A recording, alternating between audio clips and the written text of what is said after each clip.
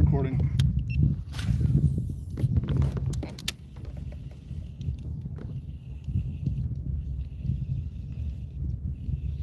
So we're going to run this live until my phone overheats. Don't know exactly how long that'll be, but that's the plan. That is the plan for today. And hopefully I will catch a fish for y'all to see before said live stream fails. Because even when it's only 87 degrees out here, these phones are so damn powerful now, and they run so hot. I even bought a mesh case for the phone in that allegedly allows for better airflow. These phones are just too damn hot. I just want to buy an old phone just so I can use the live stream.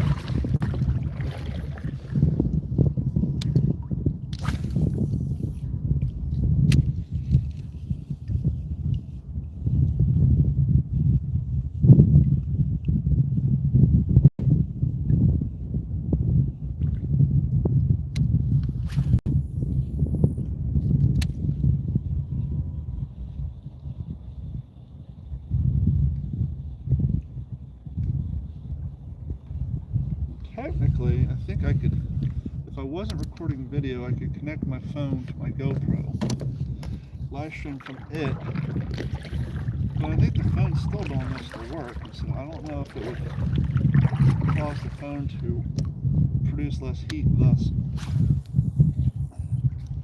overheat less, because it's not like using the cameras, I guess the video processing, but still, I mean, you're connected to my camera via Bluetooth, you're still processing video. So I don't know. What do you want from me? I don't know. I just want to share my experience of fishing with you all without having a phone overheat. I don't think that's too much to ask. What do you think?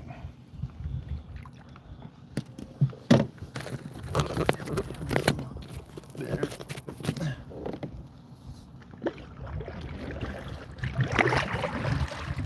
I thought about going to Kayak Circle to go fishing today, but the last few times I was there I didn't catch anything. The last few times I was here I caught some bass, and interestingly enough I caught them on top water. So I figure at least if I come here I'll catch something.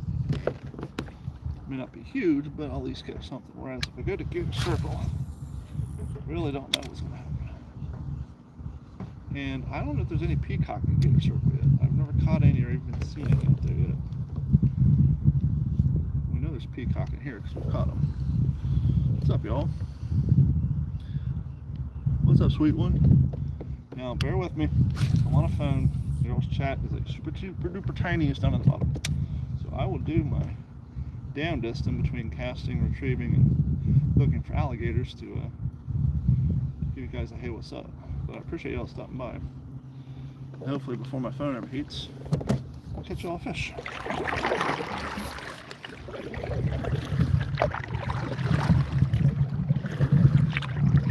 See something jumping over here.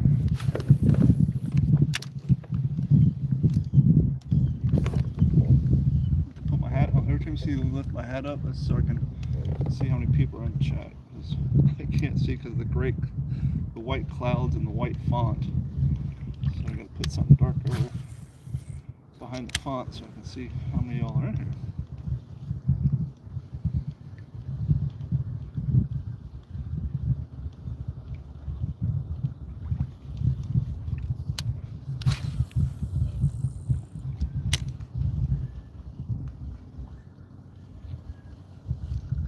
I did just get out here, so I haven't caught anything yet, but I've only been casting for about 6 minutes, so it's still early.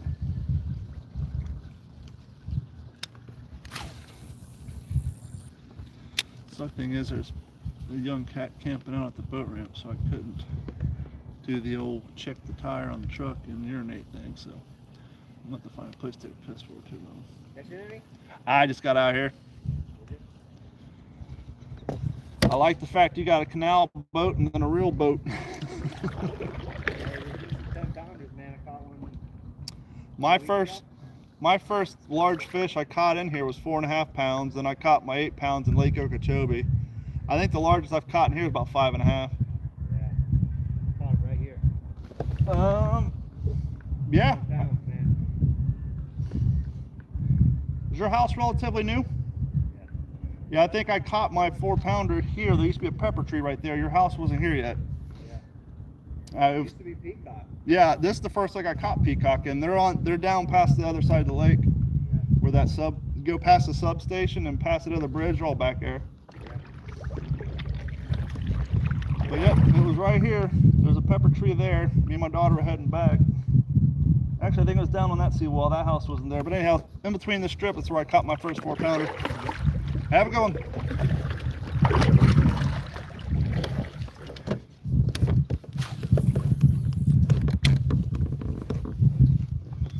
Yeah, there's some big, decent fish in here, that's for sure.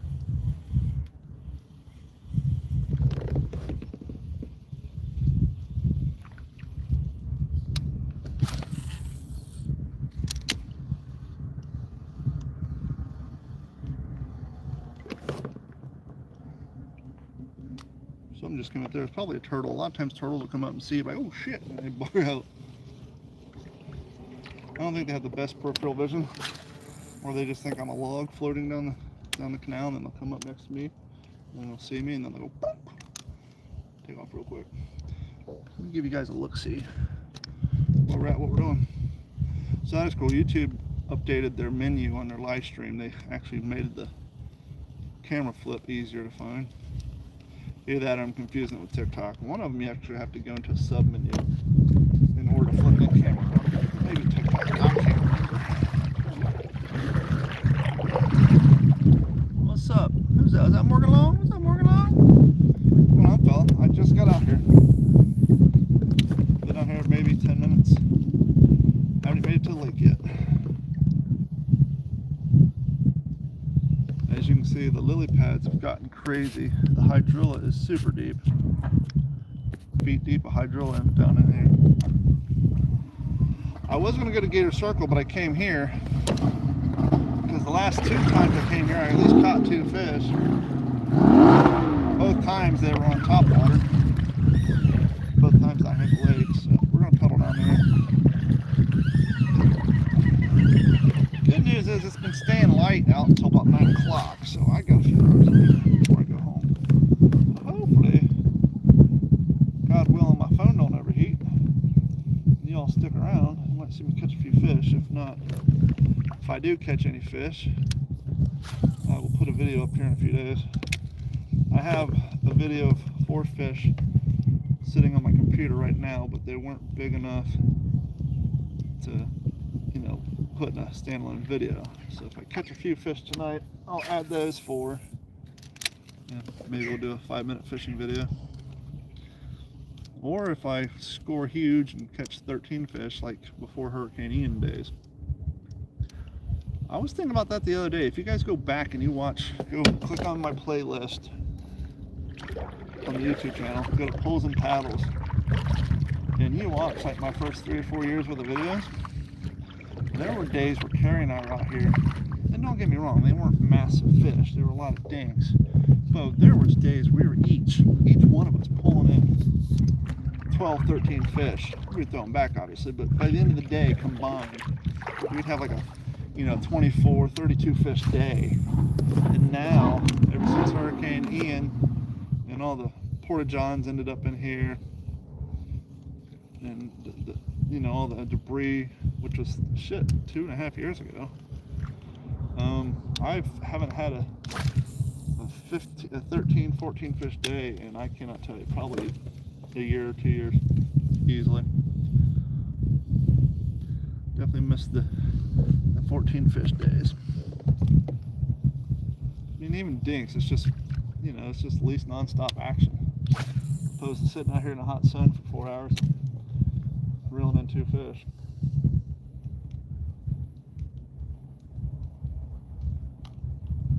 And my equipment hasn't changed. I'm still throwing the same baits.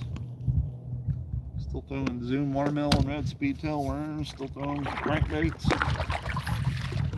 still throwing topwaters.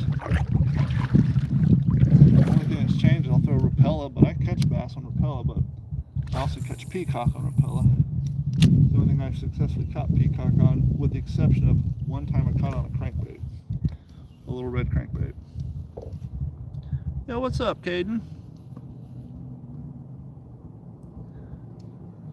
I don't think we're going to have enough mean comments to delete.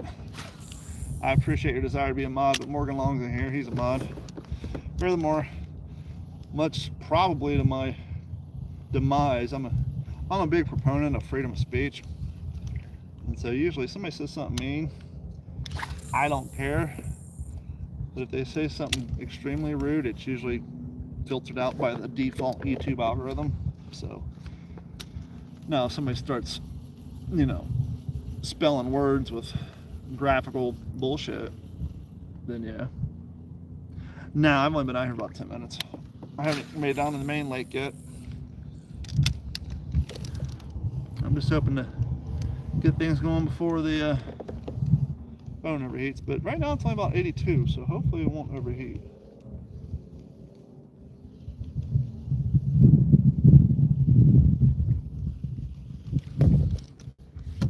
GoPro, stop recording.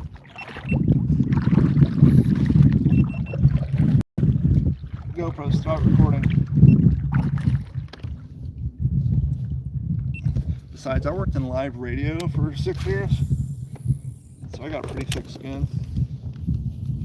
You know, when you work in live radio, you have the FCC that prevents you from certain words, but expressing opinions and thoughts and things like that, you know, you don't have to worry about mean comments. You have to be concerned with somebody waiting at the gas station down the street from the radio station because they knew the radio station. They're like, oh, show ends at 5. You're asking maybe down here at 5:30. And so, you know, you get a thick skin. You don't worry too much about what people think of you. People say mean shit, that's fine. I ain't worried about it. Besides, it's considered engagement, right?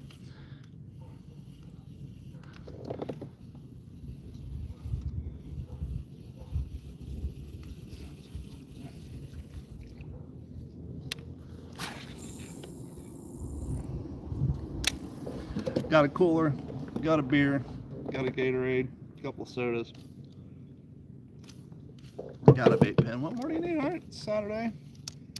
It may sprinkle a little bit, but I'm down for a little bit of rain.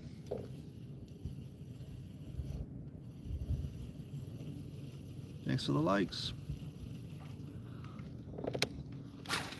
I haven't done yet. Subscribe would be cool too, but either way, I just appreciate you being in here.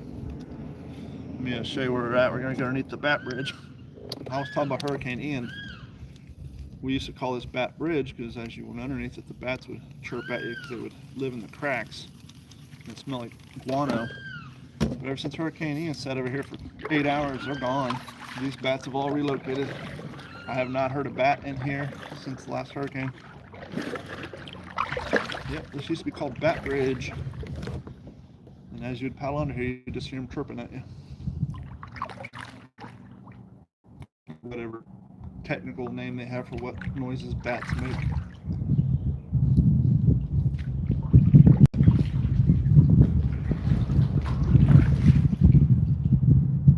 Ain't that the truth? Oh yeah, thick skin is go to my family and get-togethers. Even Carrie, you know, Carrie's family, we all, there's never nice things said. We all just rag on each other constantly. Like going to Christmas and Thanksgiving or birthdays, like going to a Friar's roast at my house. Ankles get made fun of, your nose get made fun of, people tell you you're fat, all 9 yards. So I don't think they came through and cleared out these lily pads. There's still debris in the water.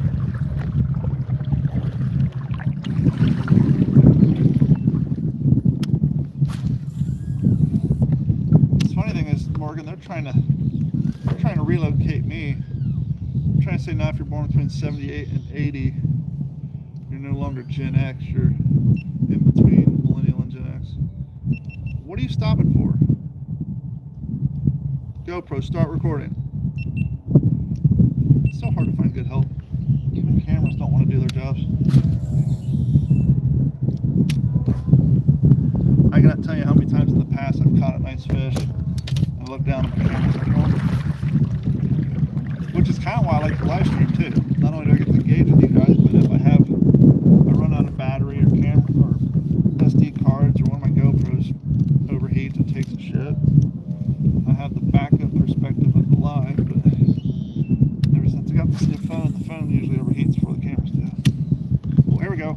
He's got a bite. Nah, it must have been a little guy. As soon as it hit the water, let's throw it back over there so we can get his attention. As soon as it hit the water, something fell on it.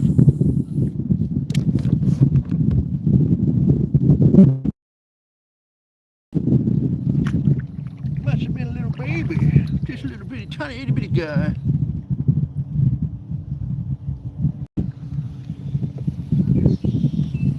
Well, you know, as you know, Morgan, I host a World War II podcast, and I talk to these. I just interviewed a 101-year-old guy not too long ago. He talked about how, you know, he grew up before cars were around, or had just been invented really, but they weren't. Not everybody had one, so it was quite common to still have horses and all that. And how radio basically was just coming into format, and then he saw the television get invented, and then obviously the telephone, and then the cable TV, VCRs, DVDs, cell phones, internet, AI. That's a lot of history, but you think about it. You know, we're, with the exception of our parents, we're kind of the last generation who remembers being alive before the internet, right?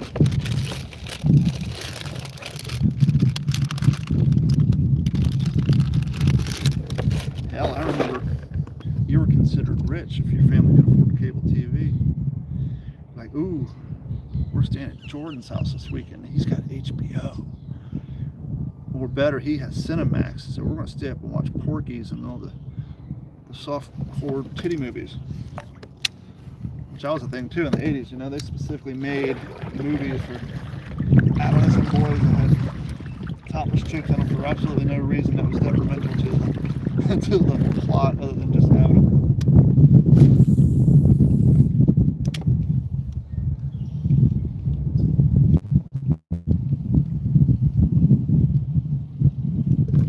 You would sit through the world's worst plot as long as you thought you could see a topless chick. But then you had classics like Porky's. Porky's actually had a pretty decent storyline. I mean, it's hokey for what it is, but you know, it had the undertones of anti-Semitism, alcoholism, racism, and all that stuff. So, you know, there was some moral storylines to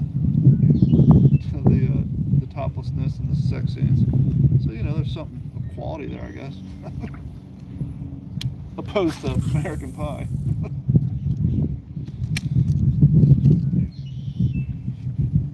I mean, Shannon Elizabeth. Name another actress who made so far who was a bad actress. Because Shannon Elizabeth was not a good actress. She was just hot.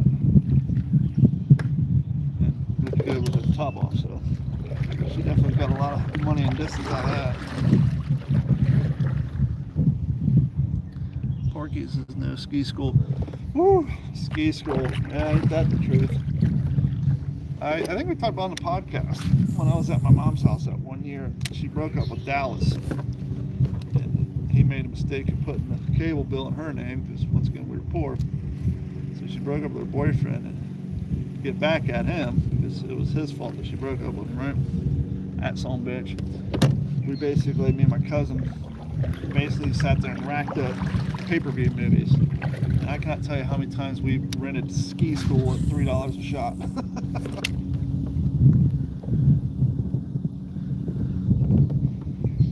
Ski School had the guy who played Chainsaw in Summer School in it, right?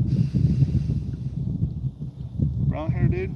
He was like the main antagonist, I guess you would say, or main character in Ski School. How are there many people were in movies that weren't sequels that had the same name in the title? Summer School, Ski School. Guess he could have done one at a church called Sunday School. I don't know.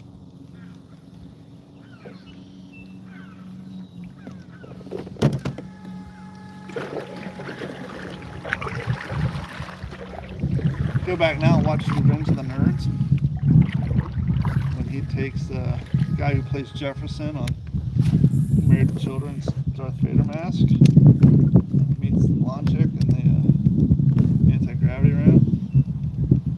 And she has sex with him because she thinks it's the jock, and it turns out it's the nerd. Like, technically, it's not date rape. I mean, they just kind of, you know, it was the 80s, who cared? Good quality plot line to a great comedy at the time. You're that nerd. Banging some random chick, has no idea who you are. When you show her your face, she doesn't freak out. She just says, "Oh, you're that guy."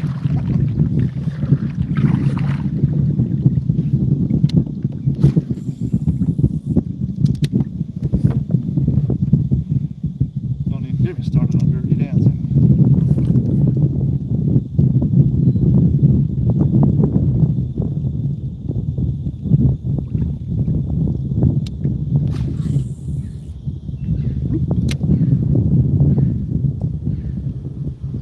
That is the truth.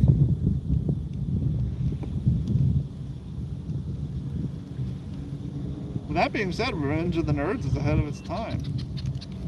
You know, you had the jocks, the nerds, the dorks, multicultural. You know, you had the Asian kid, you had the gay black dude. So I mean, it was an all-inclusive movie for even way before its time.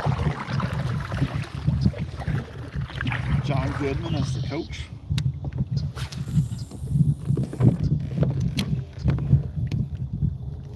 You know, one thing I got to remind myself, because I get a little annoyed with like TikTok, even YouTube Shorts, where you'll see people recreating, and I don't mean like using the sounds, but like literally making shorts or TikToks are exactly the same as somebody else's because it's trending.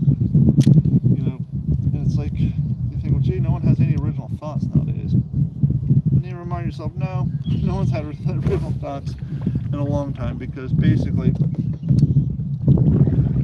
you had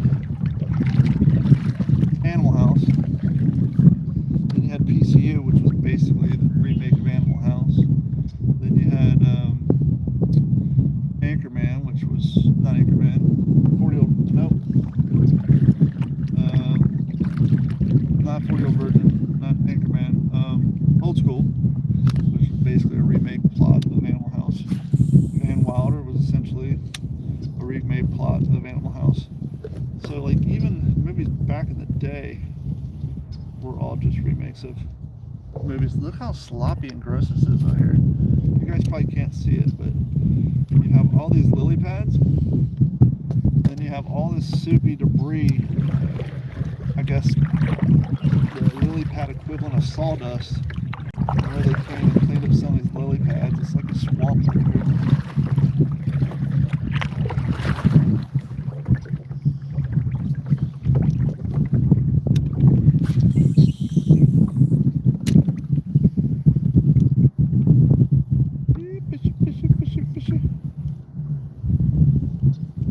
Now, the last 2 times I was out here, believe it or not, the only fish I caught were on topwater.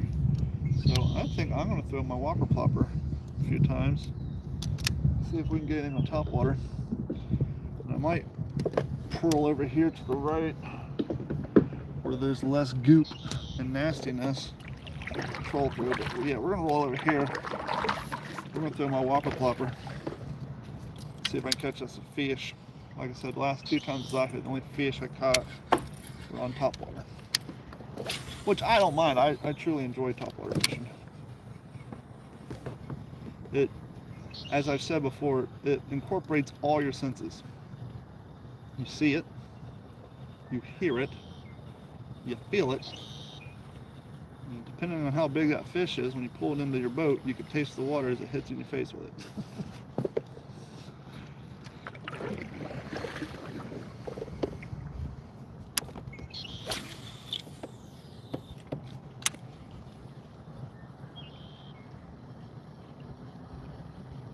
And besides, most of the large fish I've ever caught have been on hard baits. I've only caught maybe 3 or 4 fish that were over 3 pounds on a worm. All my 4, 5, 6, and 8-pound bass have all been on hard baits, whether it's topwater, chatterbaits, crankbaits. Very seldomly do I catch a huge fish on a worm.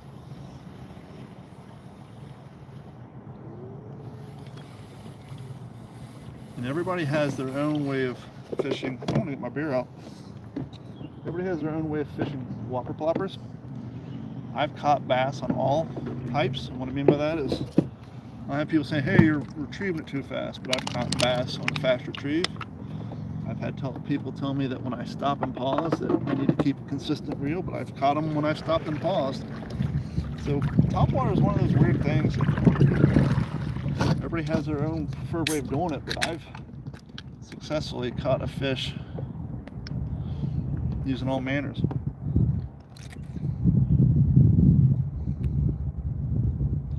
Not bad. So the 7-Eleven by my house, this is the only decent sized beer they had, free can. All the rest of them are the big half a liter, which is fine, except for it doesn't fit in any of my cup holders in my kayak. And even though I don't have it, I actually have a Yeti koozie that will fit over this can. All these big ones, it's like there's no place to put it, and so I had to get Voodoo Ranger. It's not too bad, but I was, you know me, I was looking forward to a nice white can, but here we are. Whatever.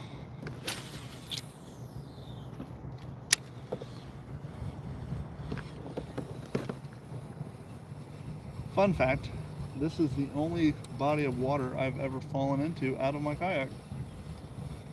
I didn't flip my kayak over, mind you. I was kneeling backwards, facing this way, trying to fix my fish finder. Back when I actually used it, the little radar that sits in the water, the arm that was hanging off of it was look at. Ooh, something just jumped over here. And I, instead of flipping my seat down, I was reaching around it. I just literally fell out of my boat, and it was right over here. Okay, something just jumped over here, but this is all sloppy galoppy. I'm gonna throw into it, but my whopper plopper is gonna come back an absolute train wreck. Yep. I'm not gonna get the result I'm looking for, that's for sure. Yep. Okay, I'm gonna throw a worm through here. Here's my, yeah, look at all this slop. That's what I'm talking about, sloppy galoppy. So I'm gonna throw my worm. With these speed tail worms, I can fast retrieve them. And so they kind of give me the same result as the whopper ziplopper, minus all the gobbledygook hung up on it. And I have also successfully caught fish with that form of technology as well. So I think that's what we're gonna go with. But I saw something, yeah, this hydrilla is so insane. But anyhow, we're gonna, I said we're gonna rock the Zoom speed tail worm on our Spear Point performance fishing hook. Nice little Texas rig, but because of that tail right there, we can fast retrieve it, get the same result as the whopper plopper, but not have treble hooks all snagged up in floating hydrilla. So let's see if we can find that big fish that was rolling through here, and let's see if I can make everything I just said about not catching large fish on a worm a complete another lie. That is the goal.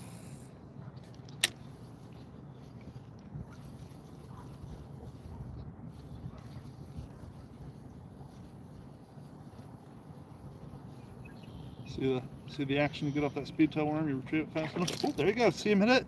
You hit it right in front of the camera. Problem is, I was at the end of my line. I didn't have enough slack to set the hook. He literally just hit it at the end of my pole. But that was cool. You guys should have seen that on camera. GoPro, stop recording. GoPro, start recording.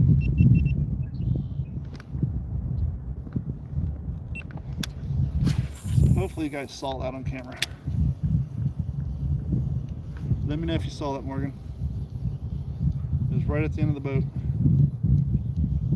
Come on, where are you at? I know you're in here.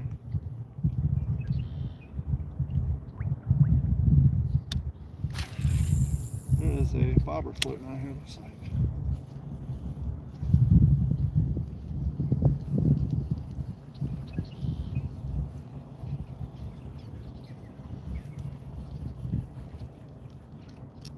The fact that he's right here makes me want to back my boat up a little bit.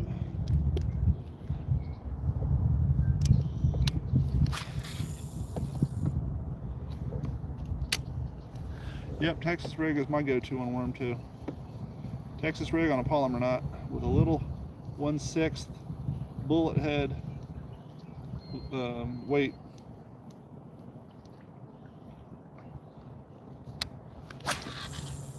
So over here it's a little cleaner.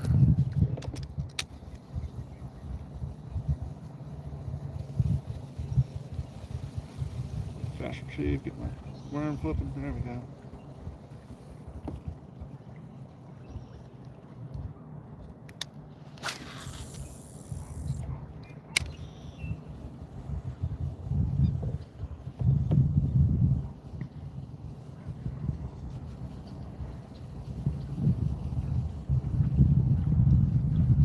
Where'd you go, fishies? That big guy that broke some water was over here.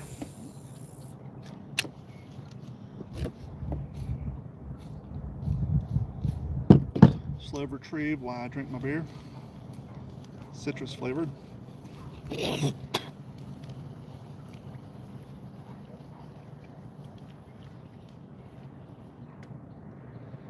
You saw it. Yep, I know you saw it. If I'm gonna get another hit here, I'm gonna move to a different spot. I might go to the left a little bit. There's a more clear area. This gobbledygook's not so gobbledygoopy.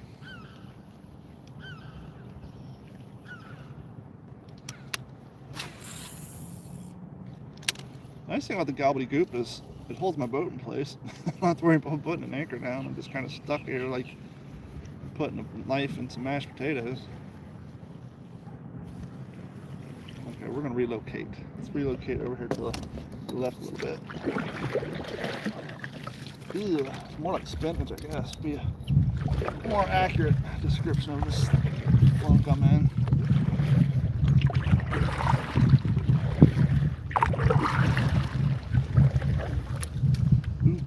Oompa, gobbledygook. The smell of this stuff will make you want to puke. It actually doesn't really stink that bad. Putting your hand in will make you want to puke.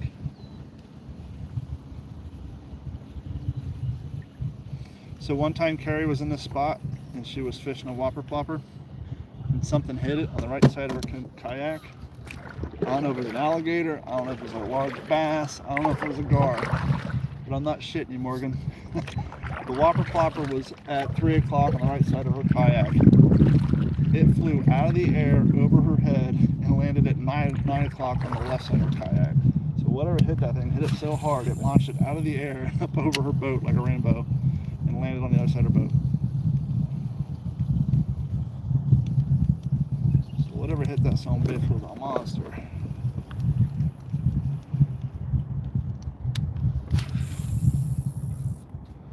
This is the one that, oh, got one. Nope, I had one. Got off in the water. Grass got him off. Unless he's on here and he's stuck in the grass. Nope, see that's what I'm dealing with. This is all the hydrilla that's growing, breaking free. Goopy. Goopy, ugh. That'll help the immune system. Get that nasty water in my beer. And then drink it. Yep, no, that's good for the old immune system. Make you grow big and strong. Cape Coral Canal water in your beer.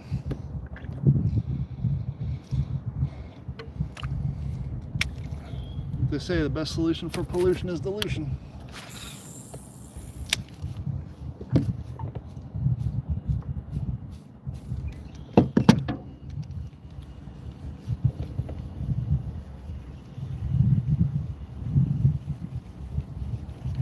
Now I'm floating backwards because I'm not in the goop as much. not holding me in place. Okay, I think we're going to head out of the goop down to where all the peacock bass are. Let's see if I can catch a fish for y'all. I'm going to play a little bit while we're still in the goop, but I don't think we're going to sit stationary in the goop.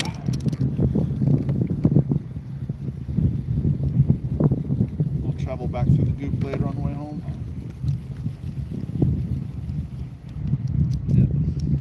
This is why I couldn't throw my whopper plopper. Every time I bring it in, I'll just be covered in. Ooh, something jumped right there. I think I broke the tail off. He's not swimming right. Yeah, he's a finesse worm now. He's no longer a speed tail worm. See that? Speed tail broke off. Worm change. Speed tail worms aren't worth a shit without speed tail. See, it broke right off. Only complaint, I wish they'd make the tail of the worm a little thicker. That's why I go through so many of these. It's not because I'm losing them. It's because the tails break off and then they basically become finesse worms. I don't have that much luck with finesse worms, me personally. I find my fish prefer the live action. So I'm going to do a quick replacement on here. Now Mike, I know, likes finesse worms. He gets those chartreuse-tailed jib jobs, but I don't have much luck with them. Well, that's kind of a lie, I guess. I use those Yokomoto Johnnies, and they were pretty decent. But all in all, collectively, it's like being stuck in the mud in a Suzuki Samurai.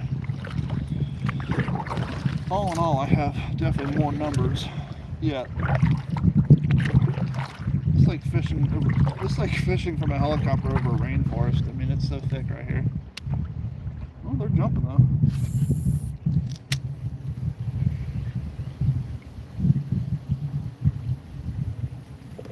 Yeah, let's get out of this goop. It's like somebody chopped up a Christmas tree and I'm just kind of paddling through the needles.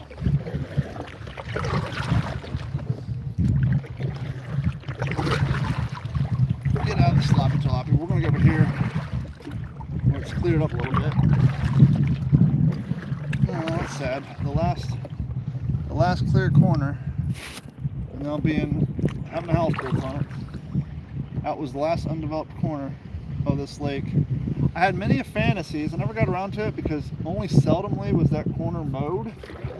More often than not, it was grown over and you couldn't see the lake from there. But there was a few times where it was mowed, and I had fantasies of ordering Uber Eats and putting in that corner address as the delivery, and then paddling over there and just had to go home with a cheeseburger. And I went as far as one day as getting out Uber and putting Five Guys in there. And then I realized I didn't want to pay $30 for a hamburger and french fries and a drink before tip, so I decided not to do it. Okay, we're finally getting some clean water. Now, fun fact, this water right here, because of this pump substation, just hit myself in the head with a big old glob of goo. This goes from 3 foot on a good day down to 8 foot because they dredged this out for this pump station up here. So there's a nice little shelf. And I always have pretty good luck catching fish over here.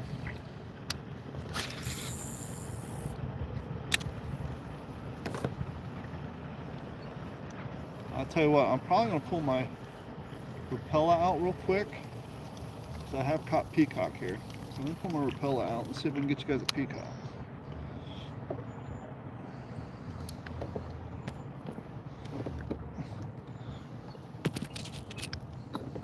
Perfect example why I carry 3 poles, because then when I'm having bait ADD, I can just switch quickly and not have to worry about cutting lines and tying baits.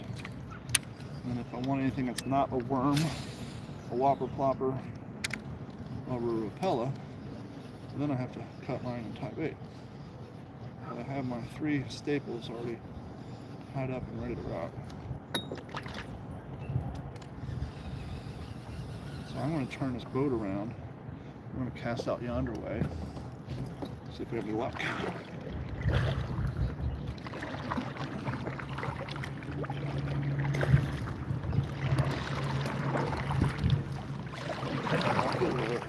Back it up.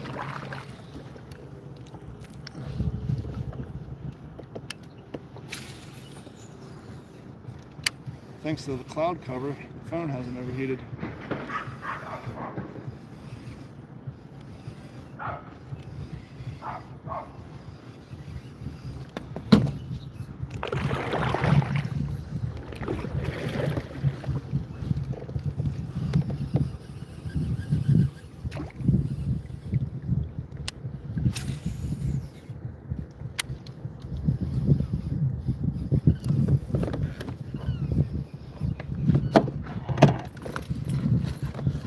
My bait's in here. What the hell did I put it?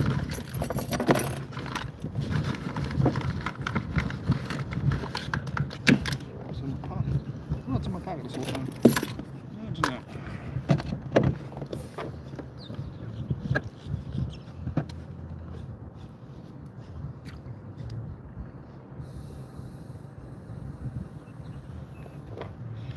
This is an X-Wrap, Repellent X-Wrap. The Peacock love them. I like them. The only complaint I have is the bills on them are made out of real thin plastic, and I break them all the time. I had one I think I threw 4 times, and just reeling it through the, the lily pads broke the bill off of it. So they're not the most durable lure in the world. I actually know a guy named Johnny. Him and his son were like trying to repair them. I don't know if they're using Bondo or what. They like make new bills for them. These fuckers are like $15 a piece. These aren't, you know, cheap lures.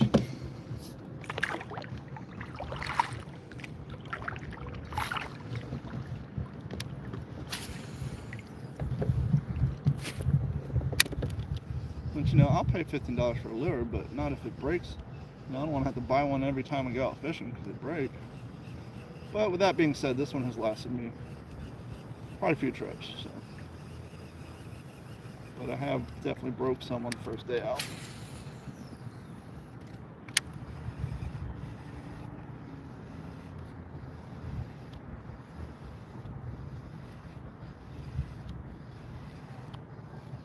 Fishy, fishy, fishy. Are you watching on your TV or your phone, Morgan? So that's what sucks about TikTok getting everybody back to Keystone format. I would much rather live stream this in landscape so you guys can watch on your TV more enjoyably. But since most people watch on their phones, they don't want to turn their phone sideways because, you know, TikTok got people used to looking at stuff in Keystone format. So if you're doing it landscaping, they won't watch. Which kind of sucks, but it is what it is.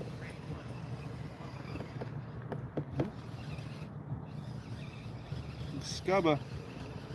See, it's a problem with trouble hooks right there.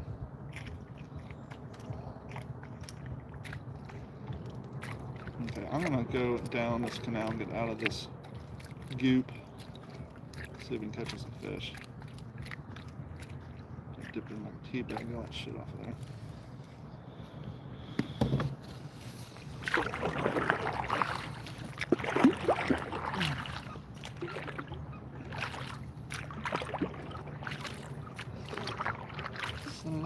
Jalopy. So literally like rolling through spinach.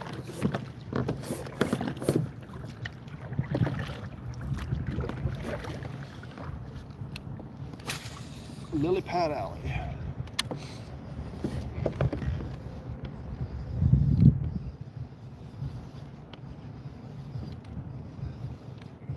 Let's listen to Kid Cudi. Day and night. The lonely stoner seems to free his mind at night. The lonely stoner seems to free his mind at night. Yeah.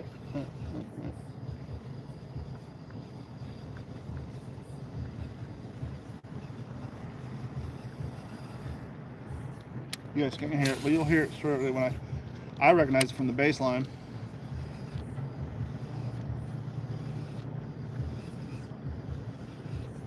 Day and night. The sun sees the free as mine at night. It smells like ramen noodles up in here.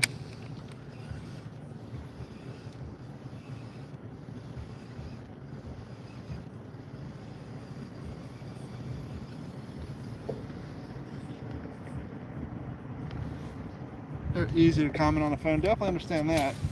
Not everybody has a keyboard plugged up to their TV.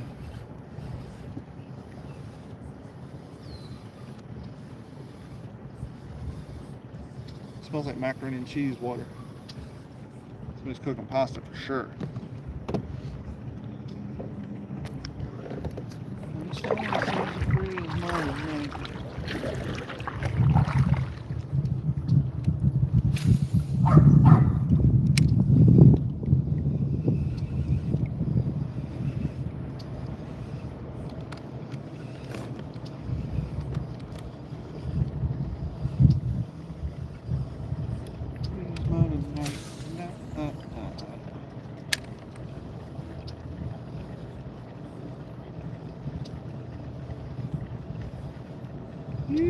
Fishy, fishy, fishy, fishy, fishy.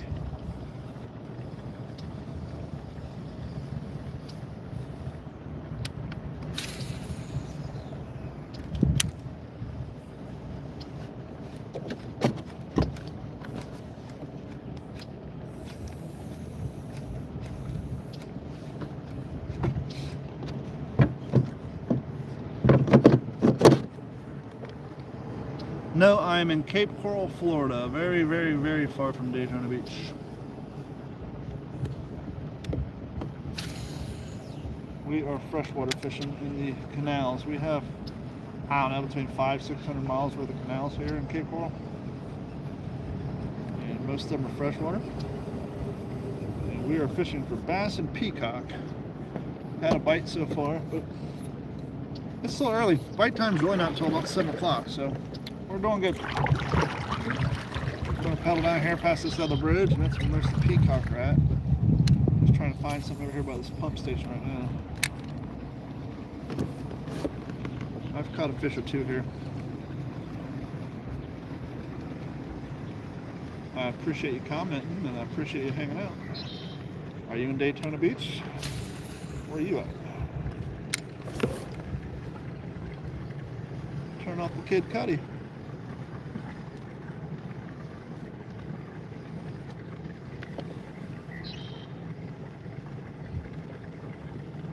Is that silver bait attire you have on? No, this is a casking shirt. It has the guy on the back of the standing on a boat with an American flag behind it. You can see the casking logo right there. It is a silver shirt, not a silver brand. I had is it Pacific Packy Fun? They reached out to me and wanted to do a collaboration, which I'm going to, but I gotta catch some fish first. And I gotta buy some of their gear.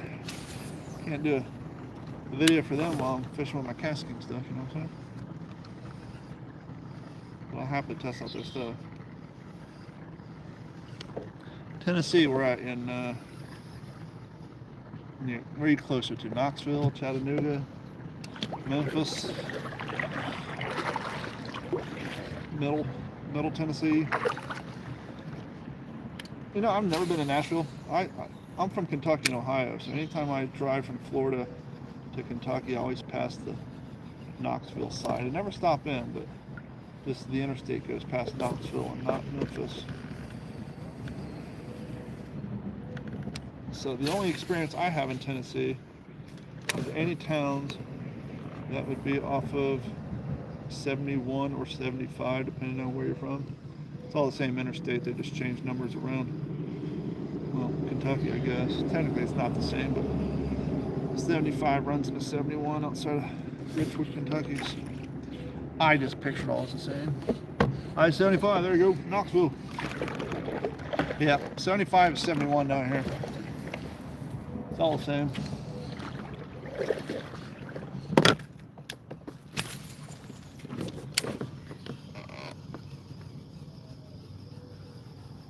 Is Tennessee getting super crowded? I know Texas, Tennessee, and Florida are like the states that all the people who want to get out of California and New York after COVID all moved to. Florida's super crowded. I know Texas, especially Austin, has gotten insane. I know Memphis is getting pretty crazy. How's Knoxville holding up? You guys maintaining your old school charm? No, I'm not retired military. Closest I can describe it is I'm military adjacent.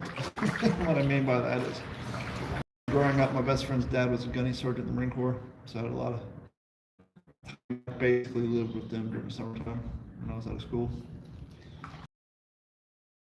Since 2010, I've been a living historian, World War II reenactor, and obviously I've become very familiar with the military hierarchy and lifestyle. But being in that, there are a lot of retired military personnel who are in living history and reenacting, because obviously the military history side, but they find that the closest thing they can get to the camaraderie they actually had in the active military, real military, closest way they were able to replicate that was via living history and World War II reenacting. And then Morgan, who's in here, who's a host of one of my podcasts, is former military. My other host on What's Your Head is former military. And then my co-host on What's the Scuttlebutt, the World War II podcast, is former military. And so I just have a lot of, and my grandfather who helped raise me was a World War II vet. So I just have a lot of military influences in my life. And so oftentimes the way I talk or the verbiage I use is military adjacent.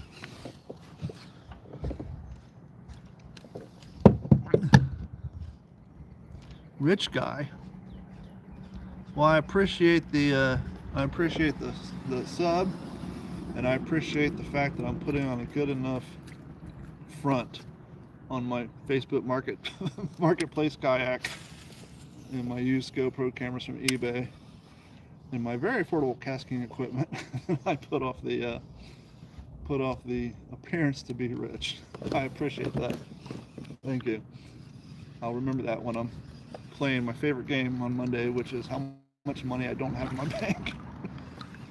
You know you're broke when you're checking your bank account daily, just to make sure you don't have an overdraft.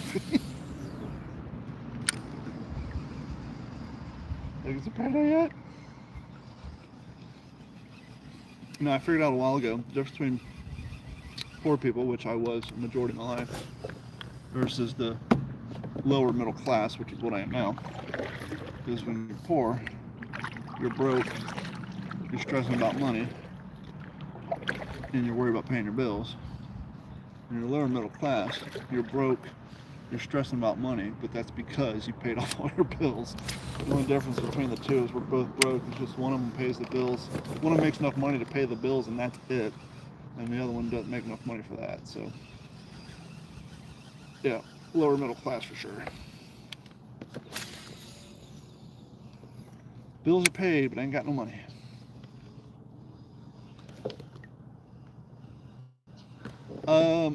I guess technically Naples is 45 minutes from here.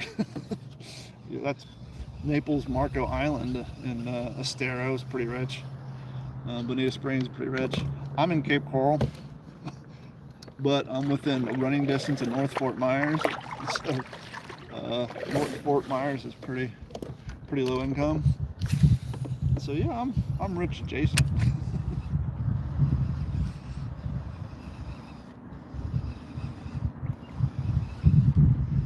People ask me if I go to Naples, I tell them no, I'm not in the correct tax bracket for Naples.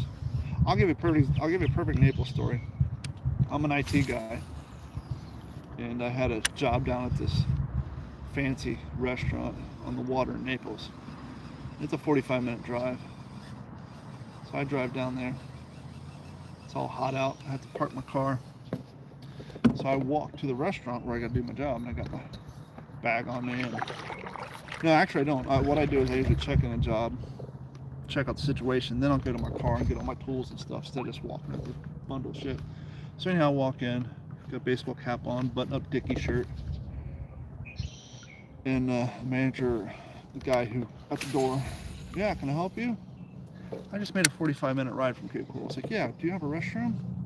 He looked at me, like, saw that I wasn't wearing apparently to his mind, the correct attire.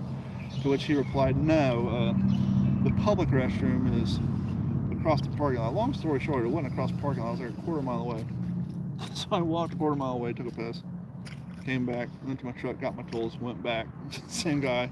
He's like, yeah, hi, I'm Don. I'm here to work on your computer system. And then he felt like an asshole. Oh, you should have told me. It's like, nah, I'm good. You know, if you're going to let me, you know, soil your facility because I'm doing work here versus you just think I'm some random dude and I'm not good enough to piss in your pot, you know, why should I tell you? I don't want to piss in your pot anyhow. It's not like I went in there with a Big Johnson t-shirt and a pair of Daisy Dukes. I had on a Dickies, I had a polo shirt on and a work shirt at least and a pair of jeans. But they weren't True Religion and I didn't have a button-up shirt with a different color collar on because, you know, that's the uniform of the rich guy. When your collar and your cuffs are a different color than the rest of your shirt, whole new level there. My collars all match my shirts.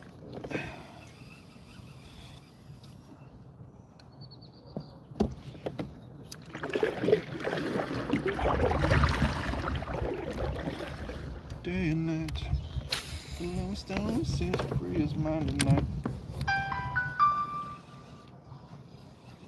Okay, we're looking for peacock bass. I might switch to my worm just to get regular bass on.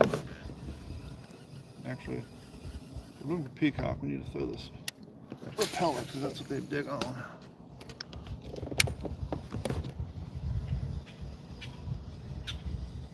Yeah, by the way, if you guys are wanting to get into kayak fishing, look on Facebook Marketplace, especially if you live in a place with a lot of water.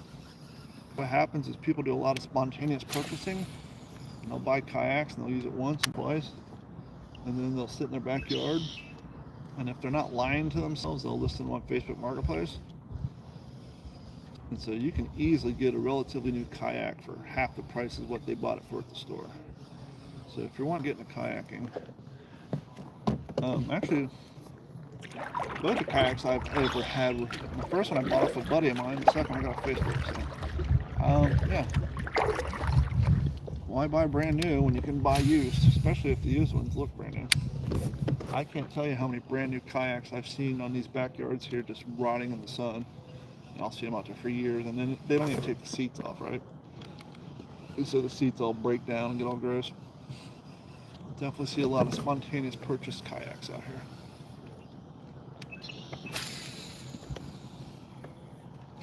That's why I tell people when they tell me they want to get into kayaking, I strongly suggest they go to a river tour place or a place that rents them.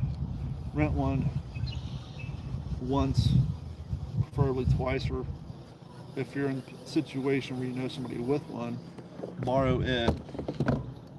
Because you don't want to go out and drop the money. Even if you buy a used one, you don't want to drop the money and then find out your back can't handle it. You're too nervous, you're going to flip over even though you won't. Or, you know, it's too hard for you, whatever. You know, rent, borrow before you buy. My biggest suggestion. Like when here we go. Finally, after all this yapping, finally got you guys a fish. He's a little guy, but we'll take him. Got him on the repeller. See that? You just gotta sit through some minor yapping. Hold on and I'll catch a fish. Now, because I'm using a repeller with treble hooks, and because I'm a computer guy who makes my living with my hands, instead of risking getting in trouble, hook my hand, or you can drop them and pop them yourself. Chill. You're a pretty little fish. Fish number one for the day. Hey, dude.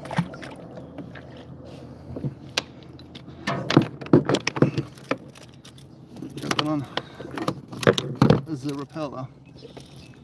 Hopefully the next one will be a peacock. GoPro, stop recording. Got the skunk out of the boat. Good way to start the day. A little bit of blood on me. That's all right. Go for fish number 2. GoPro, start recording.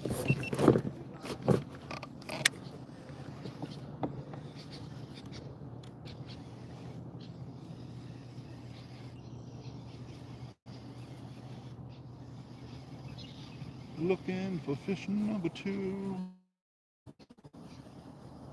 I think I want to turn around and hit that spot again, because oftentimes you find one, you find more. Usually there's a school posted up. Try to back the boat up a little bit. Do a little replay, if you will.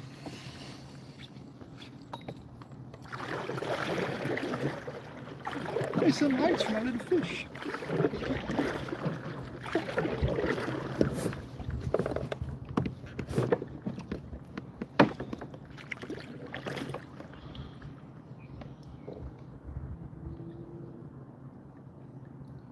Alabama's nuts too.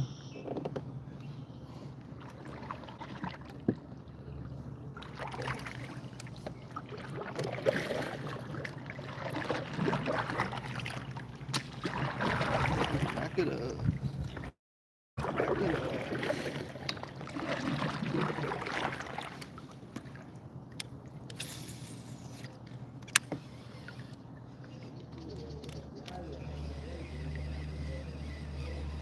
One on. You know. Like I said, they like the Rapella, just they're not the most durable baits in the world. I'd love to catch a peacock. It's been a couple months since I've caught one of those. If you've never seen a peacock, you'll be impressed by the color, hence the name. Oh, thought I had another one. Merely a snag in the old hydrola. Gubbo.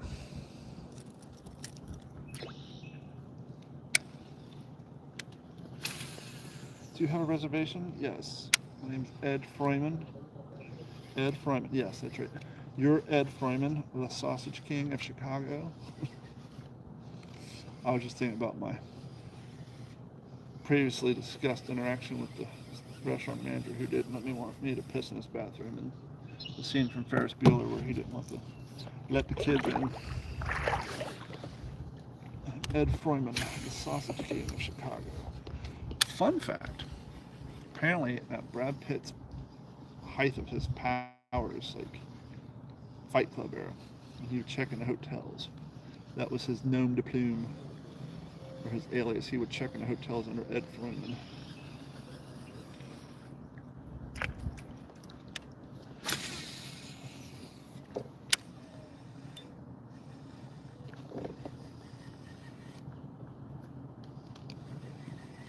Yeah, peacock, peacock, peacock, peacock, peacock, peacock.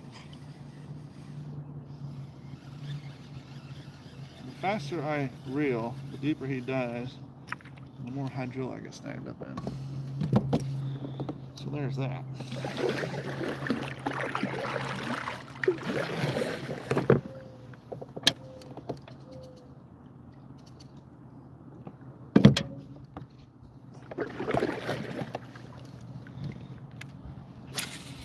Istanbul, Constantinople.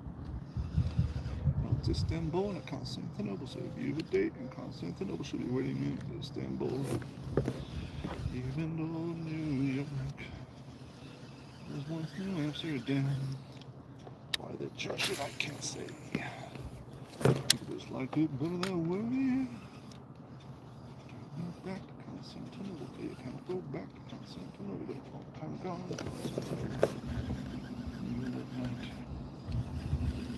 Every gal in Constantinople said it's Istanbul, not Constantinople. So hey, Constantinople should be waiting in Istanbul. Oh, you guys don't like my singing, huh? I see how you are. fish? No, just more hydrilla. Just more hydrilla.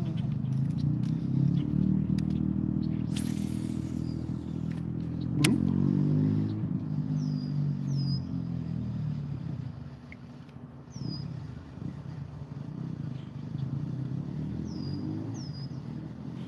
Are you guys so far behind in your live stream that you didn't see the fish? It's 4 minutes ago that I caught it. I guess depending on how many commercials have played, you might be 4 minutes behind.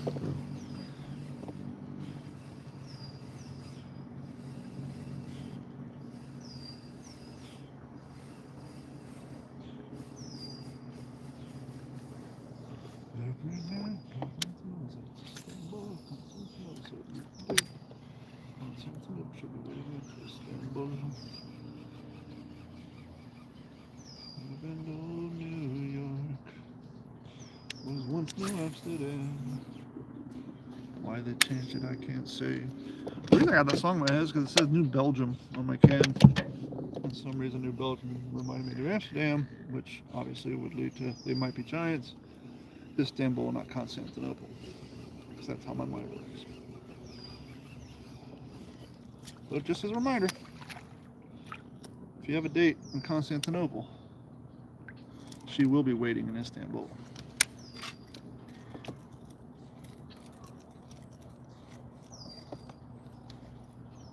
Check out this little spot. This is the spot Carrie fell out of her kayak, trying to get a bait out of a tree. And then before this house, these two houses were here, when it was too windy to fish from our kayaks, we'd come stand on this corner. And one day Carrie thought she was snagged. She didn't want to lose her bait, and she fought for a half hour. And it turned out it was like a 4-pound bass nestled up in the hydrilla. It just took forever to pull out. So yeah, we've caught some nice fish in this little canal too.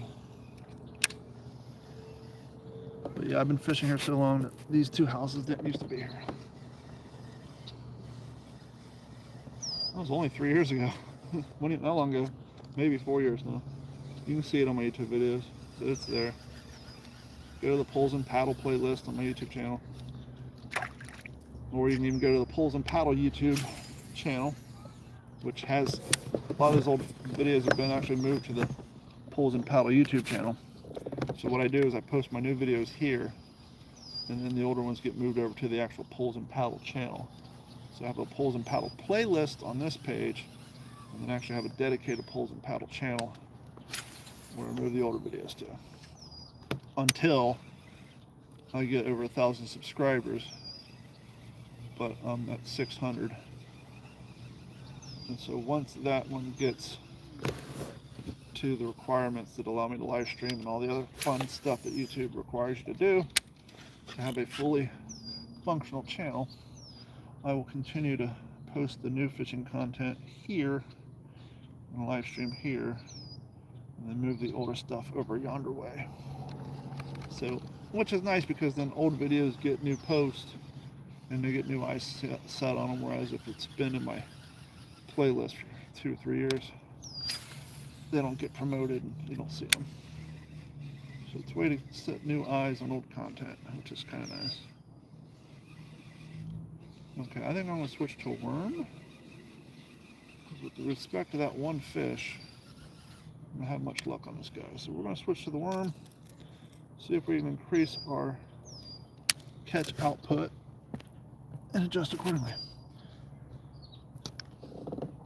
I am happy to say when I was loading the truck, it was starting to sprinkle, and I pondered not coming out, but I looked at the weather app, and it said there wasn't supposed to be any rain.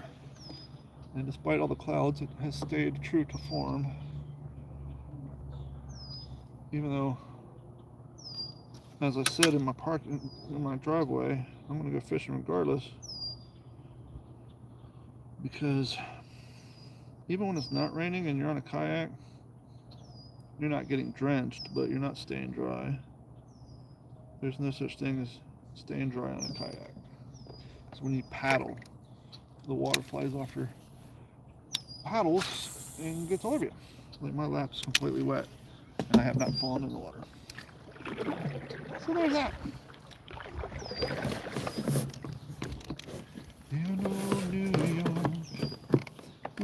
New Amsterdam.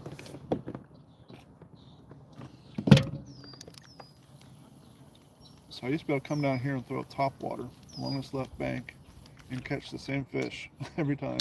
He had a bed laid up. Haven't seen him in a while.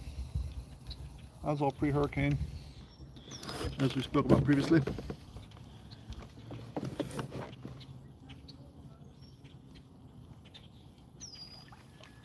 We are back to throwing the watermelon red speedtail worm on the cascading bassinator with the Perigee 2 rod. My lower back is a little sore. I was doing some working out last night. No, the night before.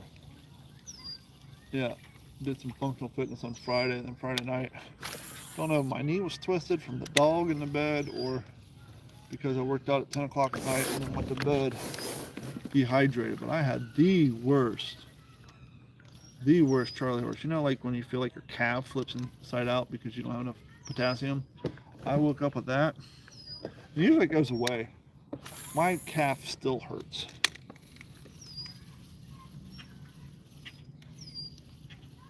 Apparently mustard and pickle juice are good supplements for... Ooh, something's over here. What's over here? Is it a turtle, a fish, or an alligator? One of the three. Hopefully not the latter. I've caught 2 turtles in my day. I've not caught an alligator yet, which I'm quite happy, to be honest with you. Wasn't thrilled about catching the turtles. With the turtles, I actually caught 1 turtle on a swim bait, believe it or not. And then 1 on a crankbait that had treble hooks, which is completely believable because treble hooks just snag on anything. The swim bait was a little bizarre because it's just 1 big hook. So he bit on that thing perfectly. Beer is not good for cramps. Well, who are you, my physical fitness person? No, I get that, but technically the cramps was yesterday morning, so I went a good 8-hour work day and then all of today. I did drink some Malibu and pineapple last night, you know what I'm saying? A little Malibu and pineapple. And I did use my Theragun on my leg today, so I need to get a workout in tonight. I just might have to lay off on the box up and overs and the carrying a 50-pound sandbag up and down the street like a lunatic. Good news is when you're carrying odd items up and down your street in the middle of the night like a lunatic all the time, your neighbors don't fuck with you too much because you're crazy. Morgan, are you still in here? Yes, you are, because you just told me beers don't get for cramps. Do yourself a favor, not now, clearly you're watching my live stream, but tonight when you get bored, look on YouTube for Robin Williams. But it's his bit he did in like 1978. Coked out of his goddamn mind. He's at, I think he's at the Improv, but Richard Belzer's in the audience. The guy from Three's Company is in the audience. But he does this bit where it's called Full Goose Bozo. And basically he comes back in full improv as his older version of himself from the future once the aliens have come, 2027. And he's talking about how in the future, everybody's locked in. You need to be, only true freedom is being full goose bozo. But it's a fantastic, you can find the 5-minute version, but if you can find the full hour of that stand-up comedy, it's like Robin Williams at his peak. But just the moral story of the full goose bozo bit is just fantastic.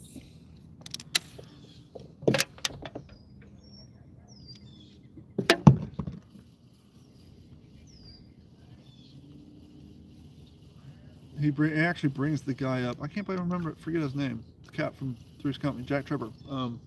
He brings him up on stage and they do some improv together. It's pretty funny. Since he was at the height, that was full. I was at the height of I think that was right in there at the beginning of Three's Company. Oh, you know the name. It's right at the tip of my tongue.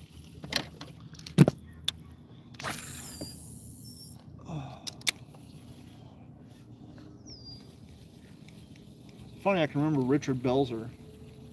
Half the people here probably have no idea who the fuck that is, but I can't remember the name of the guy from Three's Company. John Ritter, thank you.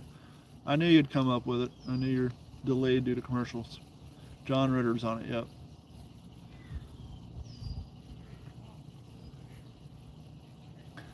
Correct me if I'm wrong, but one of his last jobs was on Monsters Ball with Billy Bob Thornton and...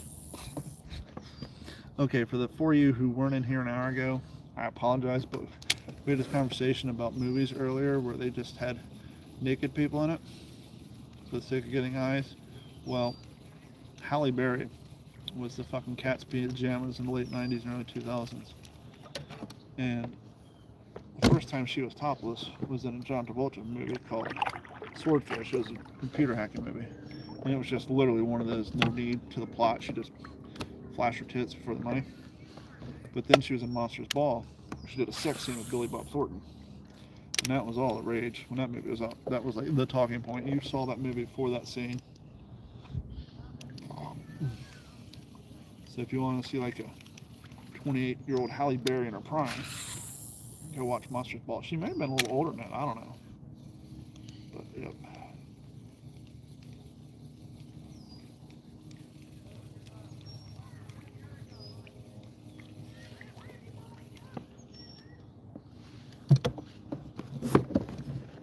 Speaking of John Ritter, they really did. They did Sally Struthers dirty on that show. Well, technically, it was her boyfriend's fault. Her boyfriend's her manager. He gave her bad advice, and she lost her job over it. But just to write her off.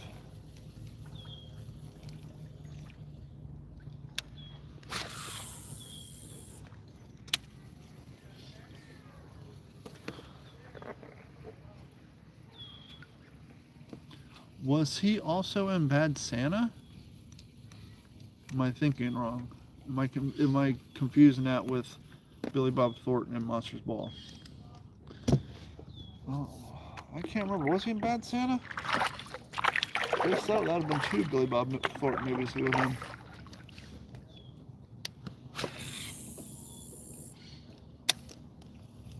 No, that was the... I know the guy who played Smokey from Friday was in that. I don't know if John Ritter was in that. I can't remember.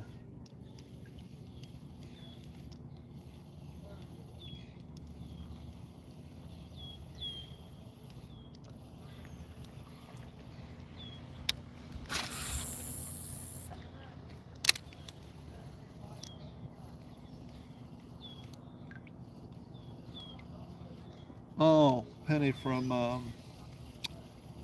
oh, Big Bang Theory. I got you. I didn't know you were talking about first.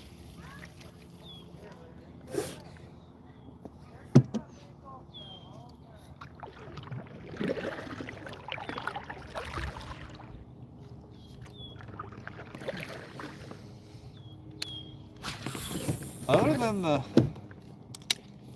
Travelocity commercial she used to do with William Shatner, is that the last thing she did was Big Bang Theory?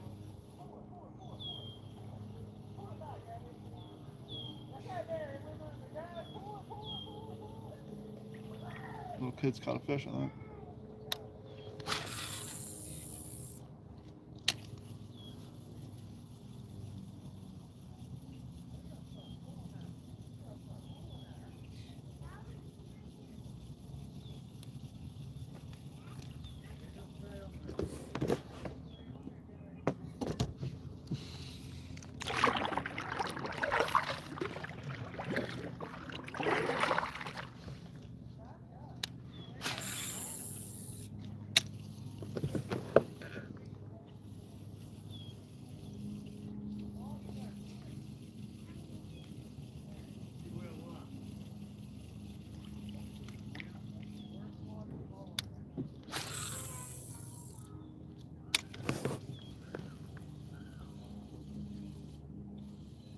I might turn around. It's all lily pads down here. Then these cats are fishing. I don't want to get in their way.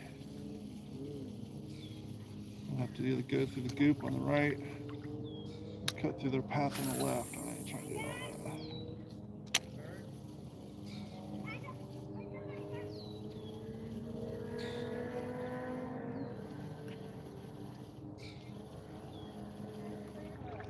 Oh, something's right next to me. Right next to me.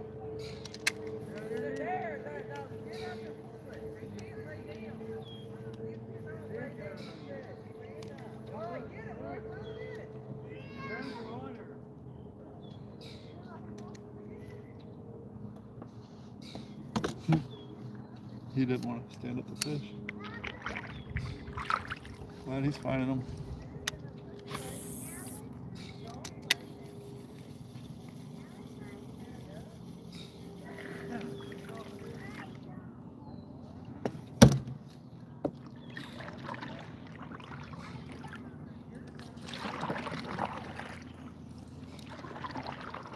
Give you guys the opportunity to. She had a show called The Flight Attendant. Oh, I remember that, but that was like, what, 2 seasons, I think? But then again, she could have a very popular show on one of the 38,000 streaming services. There's just so many of them, it's hard to keep track.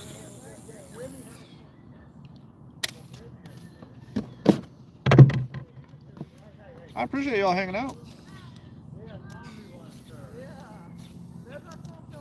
Did you see the fish I caught, Morgan? You didn't make reference to it. I didn't know if it cut out on you guys. We did catch a fish.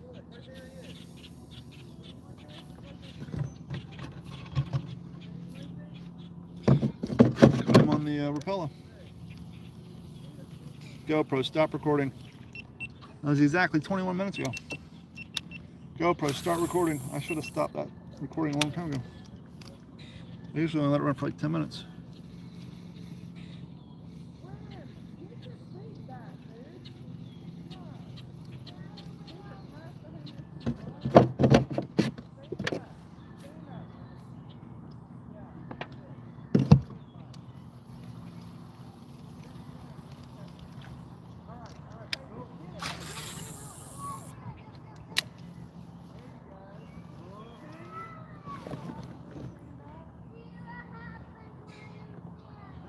Got a fish. Go see this fish.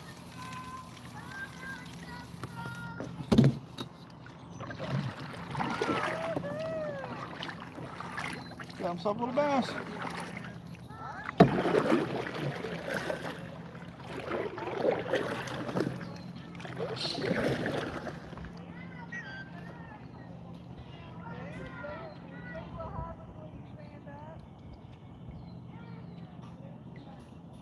Who's gonna throw him back in?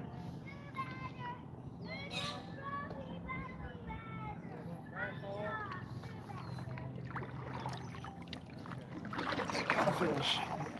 Tied up with me. Whoop.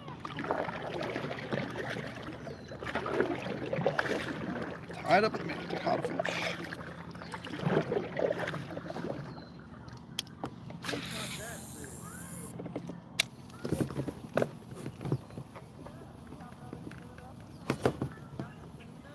So there's twins, and one of them's wanting to fish, but he wants to be lazy about it. So when he throws this bobber in, they only have one pole between the two of them, so they're taking turns.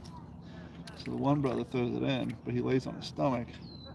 So by the time the bobber goes down, he's not reactive enough to set the hook, and he keeps missing the fish.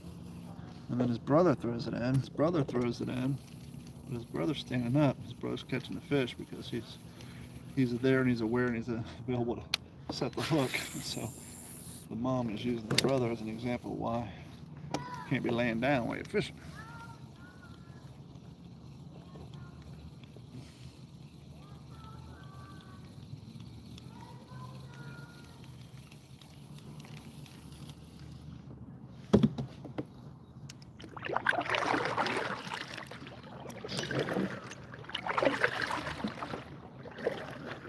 Saw a video on TikTok the other day. I think I sent it to you, Morgan.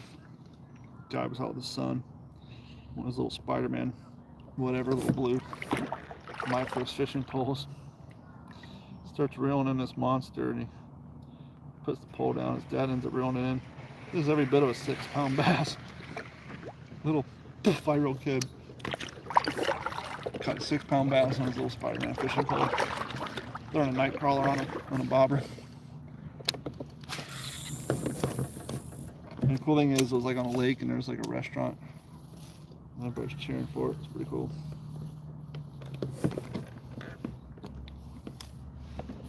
pretty cool.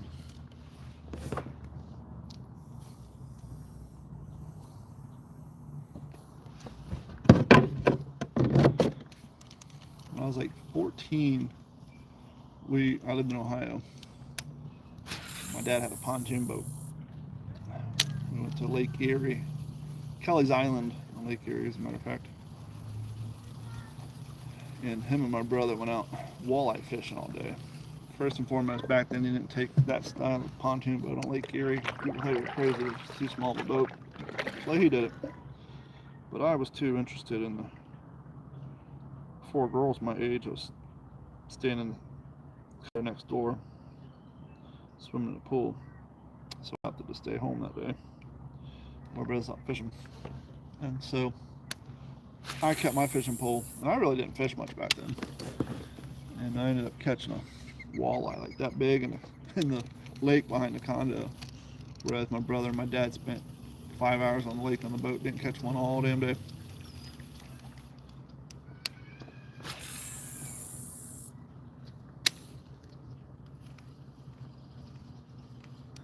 That kid wanted nothing. No, he was scared of it. Which, hey, I ain't gonna lie. The day, sadly, the camera battery died, and I had just enough battery to get a picture of it at the end. But when Carrie caught our first big fish, meaning for the channel, when she caught that 6-pound bass, I didn't know what the hell it was at first.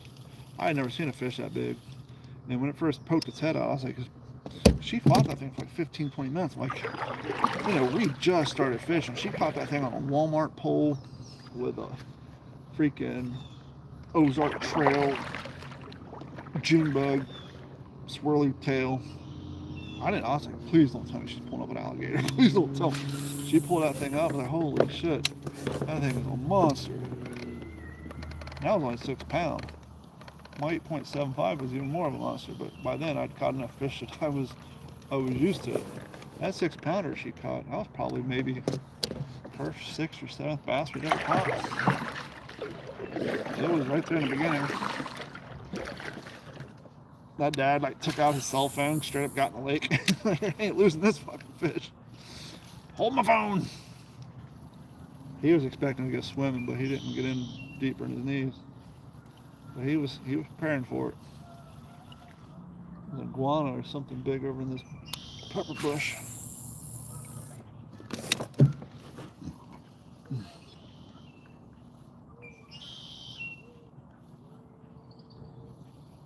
What's up, bird? Okay, I'm gonna throw. I'm not getting any action on this worm. I'm back here to the beginning of the canal, so I'm gonna throw my rappel again. My lower back is definitely sore from sitting in this chair. I used to be able to sit in this thing for 8 hours a day. It's been so long since I've done any long-term fishing. Not used to it anymore. Plus the aforementioned workout on Friday. Thursday, I guess. Yesterday was Friday. Thursday night.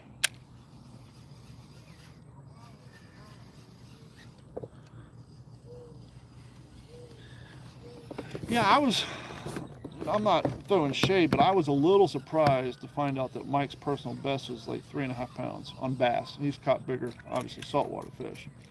But for all the years he's been fishing down here, I was a little surprised that 3.5 pounds is his biggest fish, biggest bass.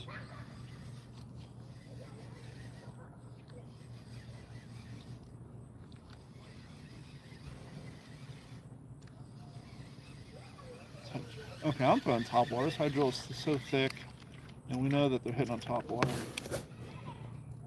This is the last 2 times that I heard talking about top water. So let's do a little top water fishing. See if we can get something on here. Some of the old Dugan revolver, which is my personal favorite whopper plopper. I don't know if they make them anymore. Sadly, Guggen got sold to some other company. But these are, this is like my 5th one. I buy these on eBay.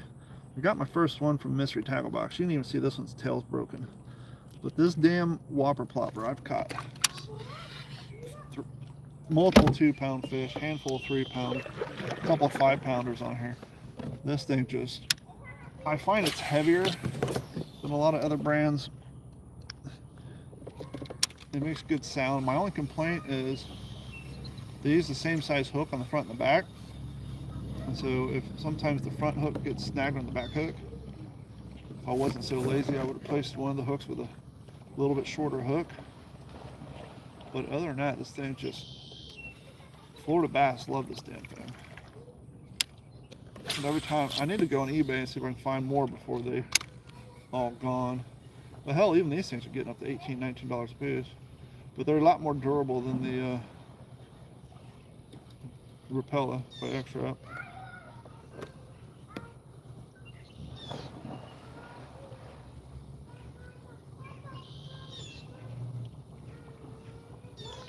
Is the top one? Using the Cascade Cliff Crochet medium heavy with the spiral. If you guys look, the eyes spiral around the pole. It's a gimmick, but it's supposed to allegedly make it large lures cats further. Whether it does or not, I don't know, but I enjoy it.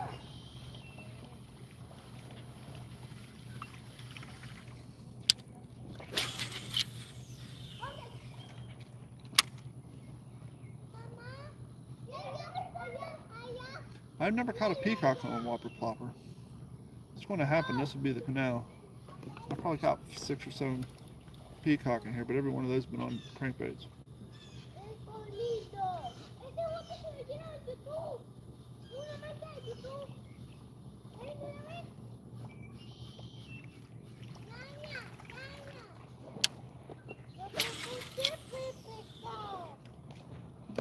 Cast it over there about that.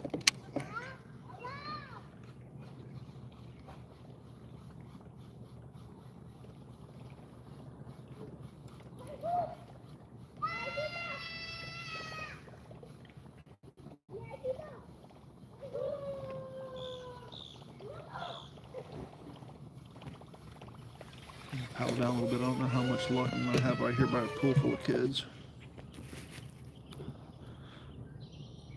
Headin'? Is that the name of the company? I'll have to check it out.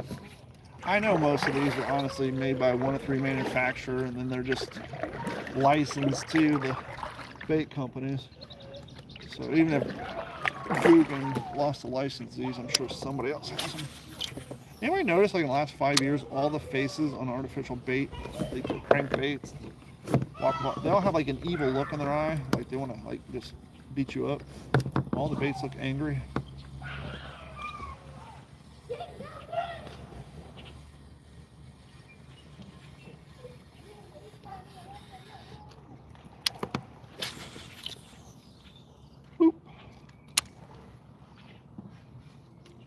One time I caught a 6-pounder on here, back in Gator Circle. I threw it right on the bank. I let it sit there for a second, and then my second retrieve, he just nailed it. Just nailed that son of a bitch.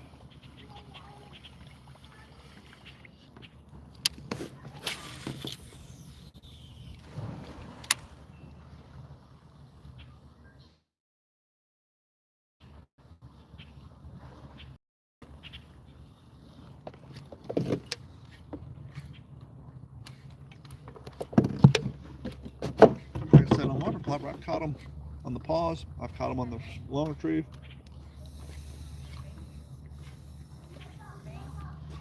Fast retrieve, slow retrieve.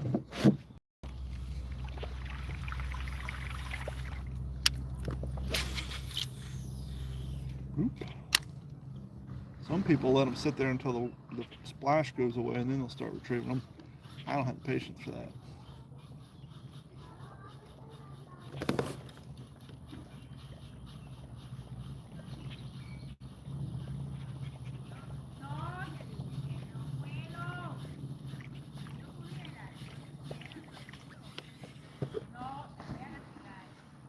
Do you ever try to glider bait? No, I don't think I have. Unless I didn't know the name of it. I do have this cool little bait. It looks like a jerk bait, but it actually has two leaves on it like a swim bait. So it swims like a a long crankbait, but it has the spoons on it that spin around, so it makes the same noise. It makes the noise of a whopper plopper. It makes the reflection of a swim bait, but it swims. You know what? It'd probably be easier if I just show the damn thing, right? Hard to describe, easier to see. So check this out. Come off a mystery tackle box. There it is. By the way, these casking baits boxes are cool because they're completely clear. Yeah, but check this guy out. He doesn't have a lip like a crankbait, but he swims like one. And he has that guy that rattles and chattles. So not only do you get the reflection like a swim bait, and you get the noise of this thing, but then you actually, see what I mean? Pissed off. Look at that eye. He's mad. He's gonna kick your ass. That's what I meant. All these baits, you know, these old ones, old school baits, they're just happy little fish. Like, la da da, I'm happy, look at me. All these new ones want to kick your ass and take your girlfriend. Look at him. See, he's happy. He's mean. He's mean. He's pissed off. This one my buddy Ron made for me. I gotta replace the hook on it. Actually, the very first, this is hand carved out of wood. The very first fish I caught on that was first 3 fish I caught on that were peacock. So here's another anchor one. Look at him. See, he's gonna beat you up and take your girlfriend. They're all anchor baits. Clearly, they're all made by the same manufacturer and then just licensed to the different people. Yeah, I don't know why the baits had to be so pissed.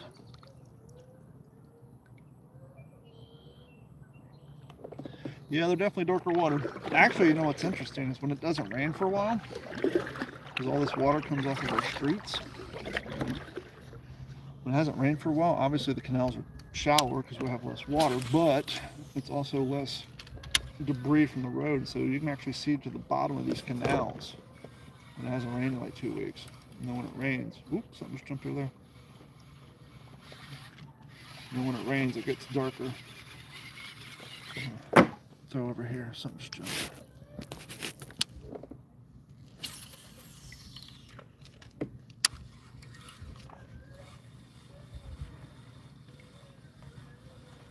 One time we were out fishing, Carrie caught a gar that was almost half the length of her kayak.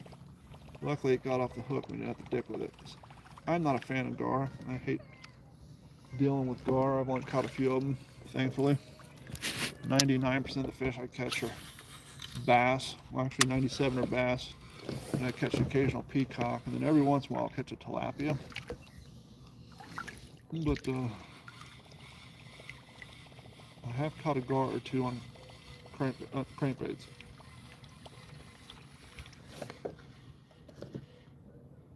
Oh, is that what it is, Morgan?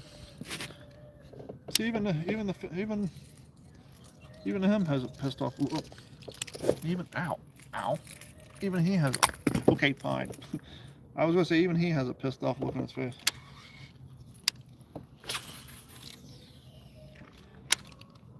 Wants you to have confidence that he means business in his duties as your bait and lure.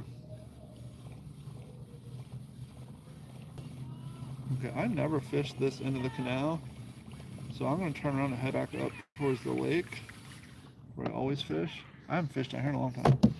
I'll hang out here for a few minutes, but my back is killing me.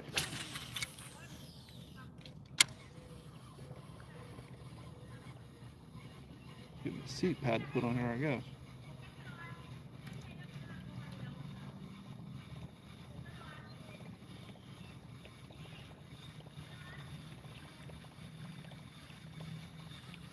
Okay, we're gonna go back to the old Rapella.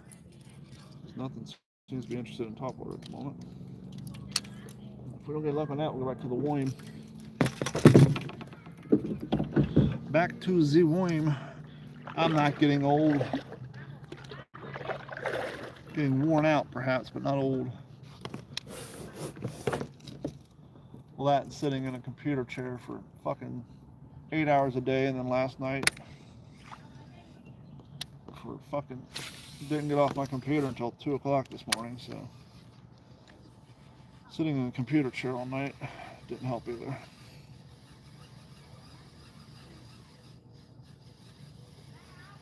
Water's definitely deeper down here, which is nice. Bloop.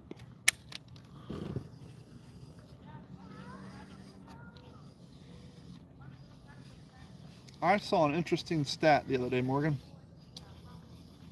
You know how many? Okay, we've had a consistent 5 to 10 people in here, right? You're like, oh, that's not a big number.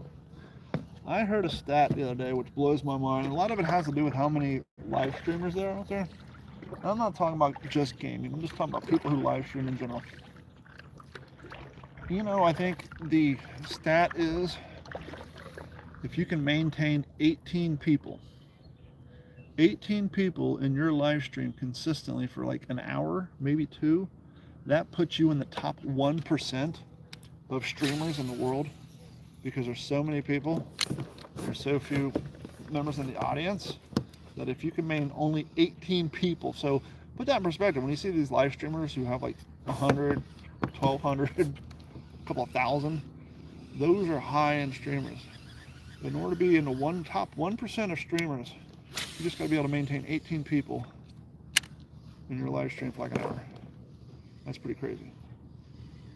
So I'm happy and thankful for the 80 of you that's been hanging out all night. That's nothing to sneeze at. Oop, I heard that. Where was that at?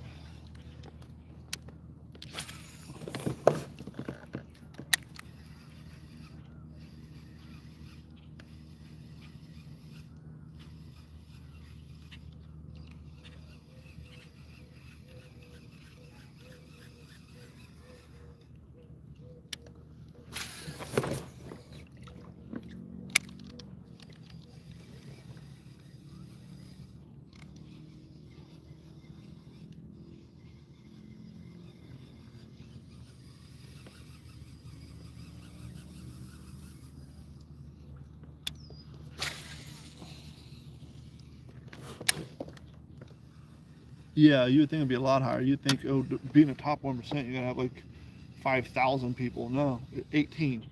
18. Hold on. Don't know if I have a fish or a snag. Nope, hydrilla. Got excited for nothing. Doop, bloop, bloop, bloop, bloop.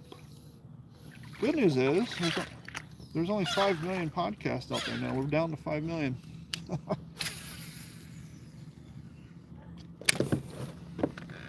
Heard that stat last week too, that podcast universe is down to 5 million now. I don't know what the highest number was, but hell, they say, I don't know, 80% of podcasts fail before they get to 10 episodes. Most people give up by episode 10. I think What's in the Head has, I don't know, we're like on what, 200, almost 300? And What's the Scuttlebutt's like at 247.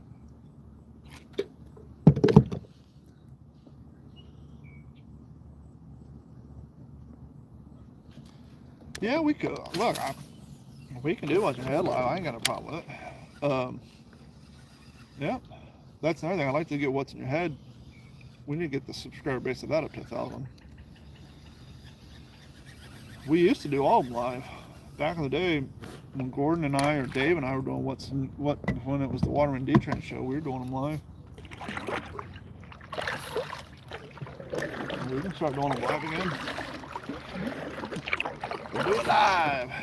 Because I'm already capturing it in OBS anyhow. I just use it as backup camera angles. Just got to get my microphone, and I thought I had my microphone fixed last night. It started acting up again, so I'm really hoping my Mackie mixing board ain't taking a shit. I really don't want to buy a new one. I guess I could use the Behringer out of the mobile podcast studio. So I unplugged it and plugged it into a different USB port, and it was working for most of the night. And then late in the night, it started getting real. Am I snagged? Yeah, I think I'm snagged. This hydrilla is so deep. Yeah, look at that. Ugh. Gloppy. Sloppy gloppy. Ew. Yep. This is the gross part.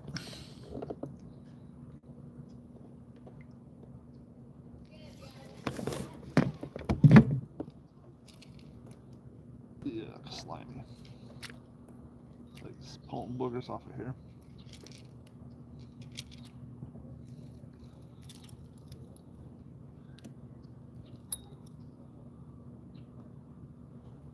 Ew. If you get that reference, you need to call your doctor for a prostate exam. Because it's about that time. You might have 6 years before you really do. I think they moved it to 55 now.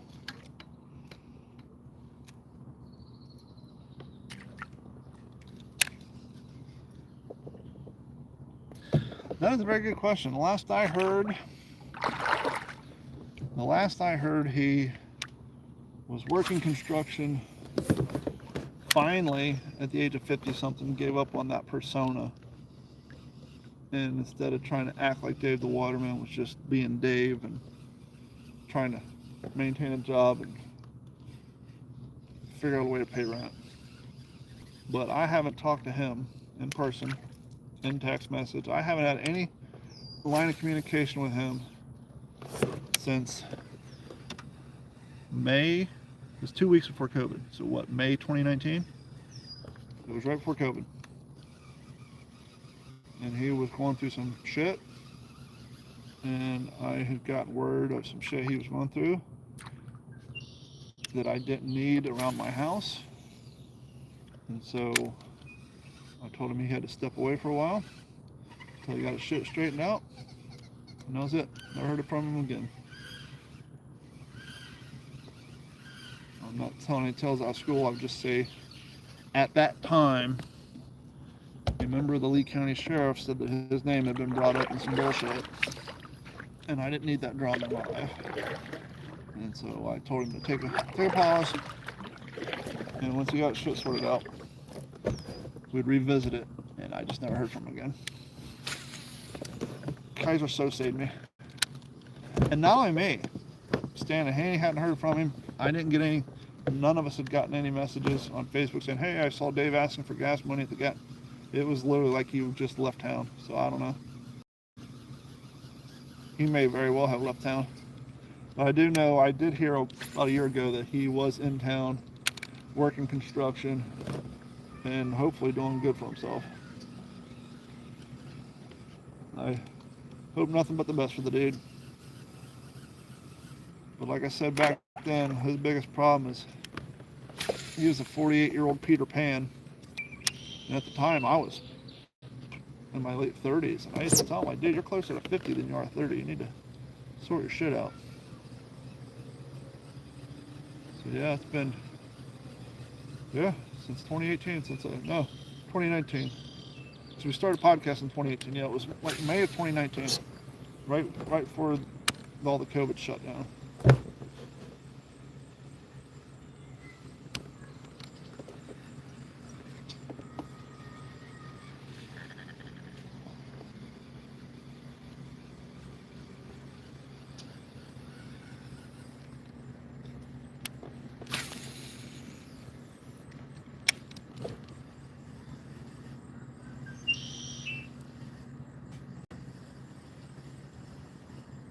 Yeah, I need to get around to it. Well, first I want to reach out to the guy. I'm sure you guys saw the video of the GoPro stop recording of the local guy who got, basically he bought the Beasley building and destroyed it after the company was sold, or he tore the inside out. I was wanting to reach out to him, ask permission to use clips of his YouTube video, and then I was going to cut it in with the clips that we have on my YouTube channel for the Stan Haney Show. So basically showing him in the Kayak studio and laughing, or talking about destroying it, and then cutting back to when we were actually in there putting on a show, and you know how sad it is really. So I need to get around and do that. I started watching that video. I didn't even stop it. It hurt too much. I was like, yeah, I can't watch this. Which is probably part of the other reason why I haven't put that video together. Because that would require me to watch his video, capture clips, and then edit it. Which I will do, but it's definitely sad. But with that being said, when I was in there during Stan Haney's last week, when I found out the station sold, I was not surprised, because when I was in there for that last week, I hadn't been in there probably 2 years. The entire outside of the building was covered in mold and moss. The same trash that was sitting out there when I was there previously 2 years ago was still sitting out there. Like, it appeared like no one, it was almost like the day I quit, the maintenance quit. Like, no one did anything in that building. It was completely run down then. It was just, you could tell it was no longer a crown jewel in the Beasley empire. And so when I found out that they sold the station, I was not surprised in the least. And here's the sad thing about all that, right? So I started listening to the Adam Carolla podcast in 2012 and other people's podcasts as well. I started my podcast in 2018, and part of the reason I did is because the Beasleys were looking for podcasts. Now, I was smart enough to record all my shit at home on my own equipment, so I owned it all. Because I knew that anything recorded in the Beasleys building on their equipment, they owned. That's just the way radio works. So when you call in a radio station, basically they can record your voice and use it in any advertisement they want, because you called them, you're usually talking on their phone that they pay for, on their radio waves that they pay for. So when you call a radio station, you basically give them permission for them to use your voice any way, capacity they want. And so I knew that if I recorded all my shit there, they would own it. But the reason I bring all that up is during that time, this was November 2017, because I started my podcast in January 7th of 2018. Keep in mind, I just said I've been listening to the Adam Carolla Show since 2012. I heard the program director at the time for Sunny 105 on the phone with one of his on-air personalities saying, hey, cut me a 30-second promo of a podcast that you'd be willing to do, because we here at Beasley want to be in the vanguard of new media. 5 years after podcasting already getting big, they were trying to be the vanguard, which is why they're no longer around, because radio, and not just them, it's not a crack on them, it's just that's the way radio and TV works. You would hear Haney talk all the time about how in the mid-90s he met Mark Cuban. Mark Cuban was looking for investors into his new media format for computers that would allow you to stream music, because he found a compression that he was working on, and he was looking at investors. And Haney claims that he went to the Beasleys to try to get them to invest, to which they replied, hey man, we're not in the computer business, we're in the radio business. And so they've been behind the 8 ball on modern day media and technology going back to the 90s. Can you imagine the amount of money they would have made if they would have invested in a Mark Cuban in 1996? Yeah. Imagine if they would have started focusing on podcasting and streaming in 2010, 2012 instead of waiting until 2017, 2018. Too late. Radio's already dying at that point. You're already losing your video advertising money. I mean, how many of you all listen to radio now? You might listen to radio if you work in a fleet van with an AM/FM radio, no Bluetooth, but chances are, when you guys in your car, if you're not listening to podcasts, you're probably streaming Spotify or Pandora.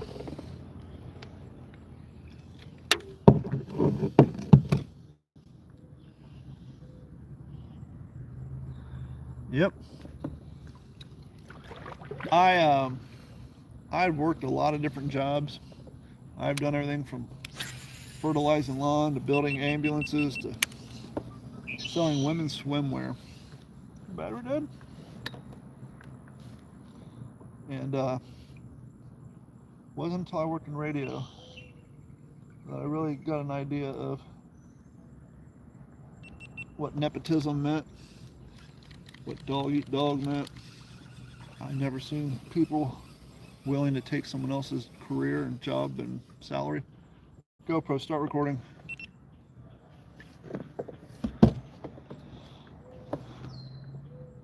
When I see someone who worked for the company for 20 years get fired as a program director because somebody with a certain last name decided he didn't want to work in sales anymore, so he got a new gig.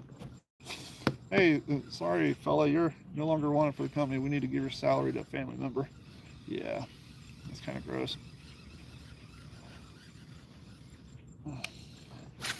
That's why I quit. That and the fact that after Working there all these years, I was making $9.50 an hour. And for the first 5 years, I got vacation time, which I was never able to take because every time Stan Haney went on vacation, I had to run best ofs. And so I finally got Stan to let me pre-edit all the best ofs and allow the program director to run it so that I could actually go on vacation. Because what would happen is, yes, I would go on vacation. So like during the holidays when Stan Haney on vacation, I would go on vacation. I would go to Kentucky to see my mom. But between 2 and 5, I was connected to the Beasley's network, running the show from my laptop in Kentucky, making sure that the bits were running, making sure that the advertisements were running on time, making sure the show ended exactly, 5:58 and a half. If the time was short, dropping clips, and I would actually do that remotely from my computer from Kentucky or Florida. So yes, technically I was on vacation, but I wasn't on vacation because I was still working for this Flyers Day. So finally, my last year there, I went on a true vacation. Somebody else ran the show, and I came back and got paid, and I was missing an entire week from my payroll.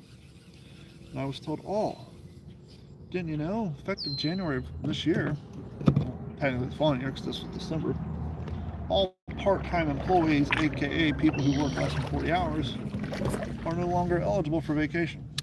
So the first 5 years I worked there, I got paid vacation, never got to use it, never took a day off.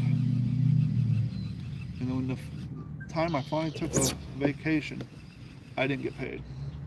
Now I was just turning 40, and I remember telling my brother, I don't know if I want to be 40 years old working a part-time minimum wage job, because I was still working my computer gig, but I basically moved my start time back hours. So I would start my computer gig at 6 in the morning, work until noon, drive the 33 miles to Estero, work at Stan Haney from 12, or actually technically 1, until 6, drive back home and eat, and sometimes go back out and do more computer work. But with that being said, at $9.50 an hour, right, and then you had taken the fact that it's 33 miles from the radio station to my house each direction, and the price of gas at the time was what, $4.50 a gallon. By the time you took out taxes, I was making $25, $30 an episode. Not an hour, an episode. So by the time you took out taxes and the gas to get there, yeah. And it was worth it. Everyone, when,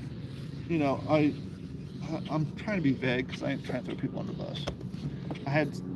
I went through like 4 program directors in my time there. I had some program directors who saw potential in me and would send me out to remotes, which is cool because you'd make $200 for 2 hours, some car lot. And then I had some program directors who saw no potential in me and said, well, there's no reason to send them out to remotes. And so when I lost the extra income, and then not to mention when we stopped putting on concerts and I didn't get the benefit of going to free concerts, and then we weren't hitting our ratings, I lost my rating bonuses. So all the additional income, or benefits I shouldn't say, of working there went away. The free concert tickets, ratings bonuses, $200 here and there for doing remotes. When all that went away and I was just literally making $24 an episode after taxes and gas money, I was like, yeah, I'm good. So I actually put in a 2-month notice, not a 2-week notice. I put in a 2-month notice so I could train Junior. Because during my time working there, I had 3 different interns work under me. And one of them was a close family member, a close friend to the Beasley family. And he actually told them, I don't know if I could do that job because of the amount, my job, because of the amount of multitasking that was involved, which obviously was a huge compliment. So, and that and the fact I knew how much the old producer Tommy made back in the day doing the same job, and it was like, that dude that position went from a livable wage down to basically minimum wage, and so that's when I bounced. And it turned out to be for the best because, sadly, I think 2 weeks from the day that I quit, my stepmom passed away from a pulmonary embolism in her lung. She just died in her sleep, and she was part of my computer company. And so it was almost like the universe telling me I needed to leave, because when I left Hanny Hanny, it was to focus on the family business. And then literally 2 weeks from my last day on the show, my stepmom passes away. My dad semi-retired, so our family business went from a 3-person operation to just me. And so yeah, it was just weird. And then we held on until 2022 after COVID, and I finally closed the business down, because after COVID I was doing work but my clients weren't paying me for 60 to 90 days, and I needed, not getting paid, you're not getting paid. So that's when I closed up shop and moved on. And then short 6 years, 4 or 5 years later, they're done. No, not even 5 years later, because I've only been at my job for 4 years now. I think it was my second year there that I took a day off and went down there for the second to last episode. So yeah, I was only gone. Well, no, I was 18. Yeah, so I was gone about 5 years before they went off the air. Yeah, so I was gone 5, maybe 6 years before they went off the air. It just didn't seem that long, because I would call in from time to time and bust Junior's balls on the air. So it didn't seem, it's not like I was off the show for 6 years. I just stopped working for him that long. Why do you keep stopping when I'm GoPro? Start recording. I'm just going to start slowly heading this way back to the boat ramp. Hopefully I catch a fish, but it's been slow going. I'm going to switch back to my whopper plopper, I guess. Thanks for the free therapy session, yo. I was thinking that was some of the happiest times, like, I don't know, the first 4.5 years I worked for Stan Hanny. Plus I was in my 30s, fucking being in your 30s is awesome. If you could stop time at a certain age, I would be 35 for the rest of my life. If I could be 35 forever, that'd be awesome. Don't want to be 20, I want to be 35. So yeah, 35, working in radio, not making a whole lot of money, but just going to concerts, comedy clubs, being able to write. A lot of people don't realize when Haney would call in and do those voices, like of the guy from North Fort Myers, Jimmy. When Stan was, all that stuff was improv. Stan had no idea who Haney was going to call in as. There was no script. But whenever Jimmy would call in from the karaoke bar, and you would hear Stan making fun of him, talking about burning pallets in the driveway, or I was writing jokes on a whiteboard and holding it up. So when Stan's arguing with him and he'd start busting his balls, a lot of stuff came from me. I was writing it and holding it up, and he was reading it in real time. And the best compliment I ever got, Stan was telling me he was at a party one time, and somebody from Wink News was there, and somehow my name came up, and Stan gave me credit, said that I write some of his best jokes.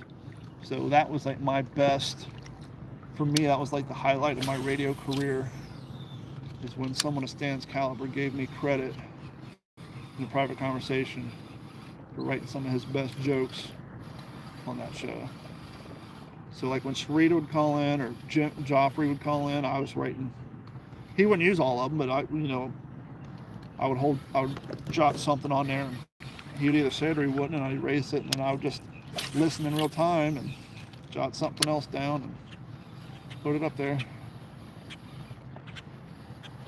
It's weird, every once in a while, especially on Christmas when it gets dark around 5:30, I'll have these flashbacks, because one of my jobs was to take those Joffrey bits or those Sarita bits that were 30 minutes long, and during the show, while getting news reports and traffic and everything else, my job was to take that 30-minute, well, technically 22 and a half minutes because of commercials, take that 22-minute bit, edit it down to 5 minutes and 20 seconds, and still have a beginning, a middle, and an end, and be funny. So when you guys heard that bit, being played for the last 5.5 minutes of the show, those were all segments that I edited, and the producers before and after me did the same. So just saying, anytime you hear those bits at the end of the show, that was done by the producer, whether it was me, Junior, Tommy at the time, Silent Cow. All those bits played at the end were edited in real time while doing other job tasks during the show. It wasn't done by somebody else at the radio station or somebody in their office. It was done by the producer while doing all the other producing tasks. Yeah, that was more of a junior era. Billy started calling in a little bit when I was training Junior, but that was definitely a junior era. Obviously, because at that point, if you take the wide spectrum and look at the Stan Haney show as a whole, I don't know how long you listened to it. I started listening to it when I moved down here in 03. There was a clearly defined template. Stan always had somebody to bust balls. If it wasn't Dave, it was Kool-Aid. If it wasn't Kool-Aid, it was Lee Van Zant. It wasn't Lee or Kool-Aid, it was Junior. So there was always somebody there and so once Dave was out of the picture, Junior kind of took that role, especially when it came to Jimmy and some of the other characters. And so yeah, Junior kind of took the Dave the Waterman role. Now, I'm not saying Dave was real, which is why it was so easy for Stan to get frustrated, because the shit Dave did wasn't a bit. A lot of the stuff with Junior was it was embellished. I'm not saying it was made up, but it was definitely embellished. But the Dave the Waterman shit was legit.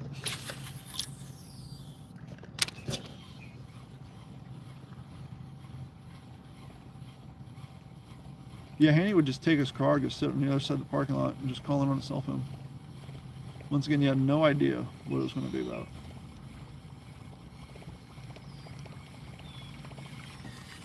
And he would just take content from whatever was going on, like the episode where he called in as my neighbor, complaining that I was a stick in the mud because I was complaining about their hot tub. That is a true story. The house down the street from my house was a rental property, and the hot tub was on the front porch. And the dudes who lived there would literally do off-the-frame mud truck rebuilds in their driveway. There'd be a rear differential sitting in the side yard. They would have parties. I lived 6 houses down, and there would be empty Corona boxes in my front yard because the friends would park and just drink in the street. And so he would call in after I was complaining about that during commercial. He'd call in and pretend to be my neighbor. Or when Tony was calling in talking about Cape Coral City water having to crush his septic tank, that came from my dad. I've been bitching on the What's Your Head podcast about the city water. Well, my dad went through the same shit, which is why he sold his house. And so when you heard Tony complaining about the Cape Coral City water and having to crush his septic tank, that was in reference to what my dad was going through. So Haney would get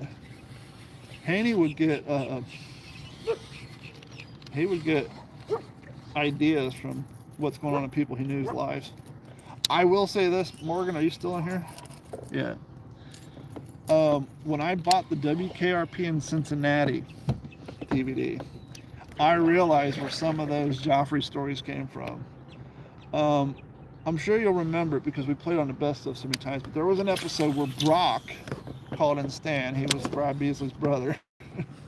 Brock called in talking about how he met this motivational speaker at this radio conference, and it was Joffrey. And Brock wanted Stan to take all of his advice because he met this genius. Well, I was watching this episode of WKRP in Cincinnati where the owner's son, I forget his name, went to the program director and said he met this really great radio consultant at a radio. It was basically almost the same bit. The only difference is that guy in WKRP in Cincinnati turned out to be a shyster and a criminal, whereas on Stan Haney just turned out to be Joffrey. But yeah, I realized there was a couple of Brock Beasley bits that got heavily influenced from episodes of WKMP in Cincinnati, which is fine. Which that show became more enjoyable to me after working in radio. I got the full box set. So If you ever work in radio, go watch WKRP in Cincinnati. You'll appreciate it more. Well, fellas, I'm not having any luck with fish. I'm back in the main lake where the soupy soup is at. I'm filling top water with no luck. I think I'm gonna paddle through the soup, slowly make my way home, so I can find other shit to do with my time. Because I have one fish to put in my video collection at home. I was saying back when we started this live stream that the last time I was out here was on Father's Day, and I had to leave early because my daughter was coming by my house, so we had to turn around and leave. But I had only caught 2 fish that day, and Carrie caught 1. So I was hoping to catch at least 3 or 4 fish today so I could produce a new fishing video, but I've only caught 1, so I will add that one to the collection unless we catch something on the other side of the soup.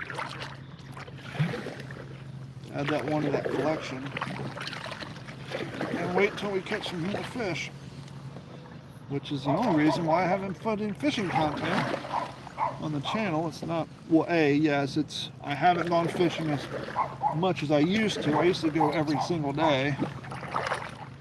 It's just been way too hot. I've had a lot of shit going on. But I have been going out. I just haven't been catching anything. So I think the last video I put out was 5.5 minutes long. It's called 5 Minutes of Fishing, and I caught 3 or 4 fish. Yeah. So, trudging through the soup. Ugh, it's like paddling through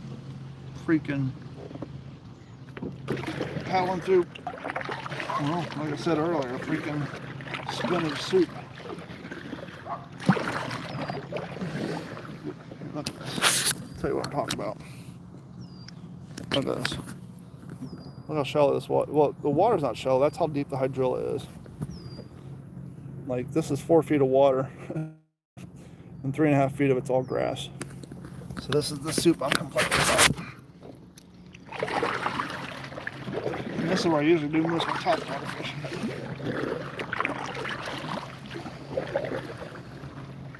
Throw a worm through here, I guess. Definitely ain't throw anything with a treble hook on it. It'll just be trouble.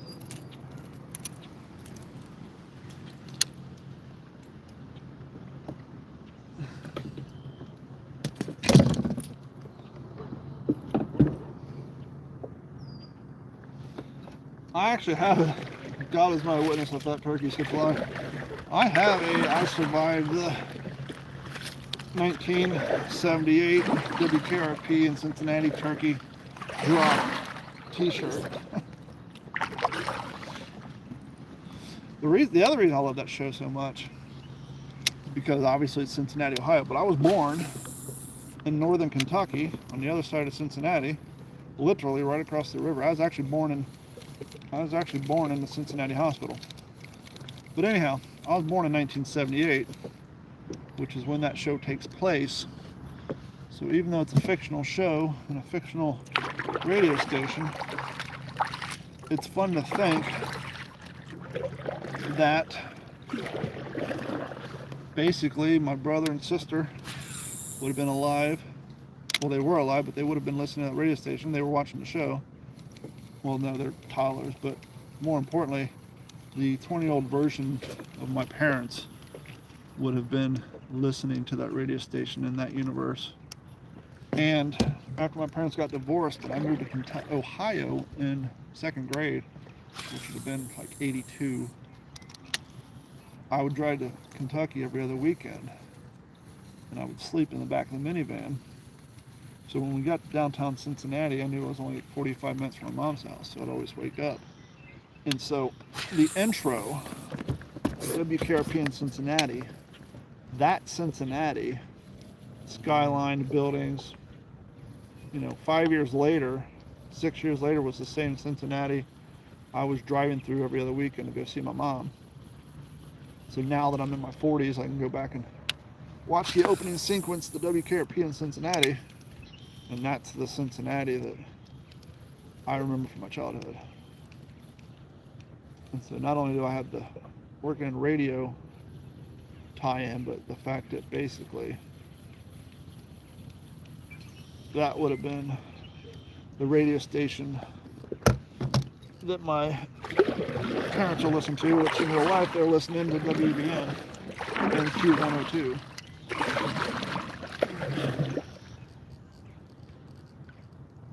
Yeah, I heard something about the name.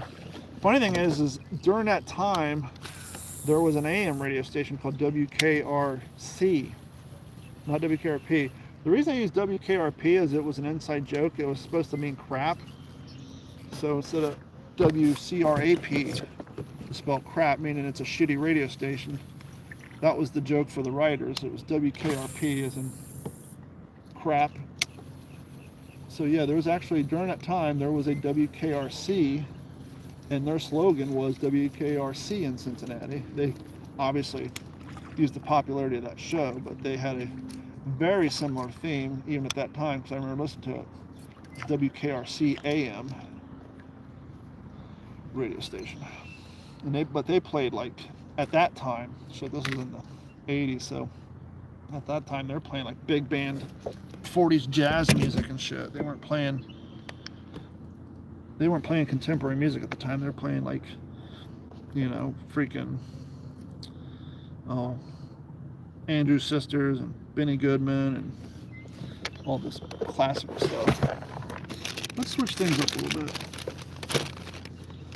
I know I said earlier I don't do a lot of great luck on finesse baits, but we're going to put on a Ned bait, similar color, different shape. Instead of me fast retrieving this, I'm just going to let it dangle. These are green, purple, and silver instead of green and red. And what I like to do on these is I hook them up. Most people go through the fat head. I actually like to flip them upside down and put the hook through the thin part, so that the heavy weighted end kind of dangles and the skinny light end is up top.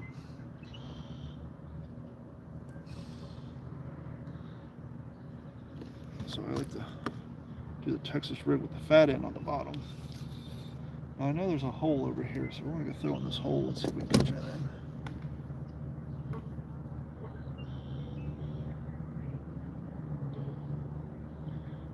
Yep. Well, that's what's funny about working for K-Rock down here. It was WRXK.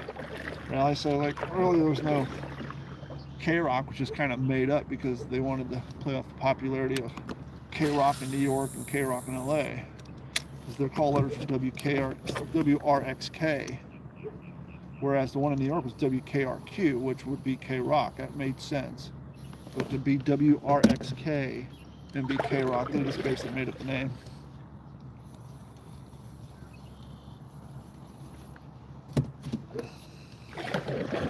I guess you could say RXK would be rock, I guess, maybe. It's a little weird, but whatever.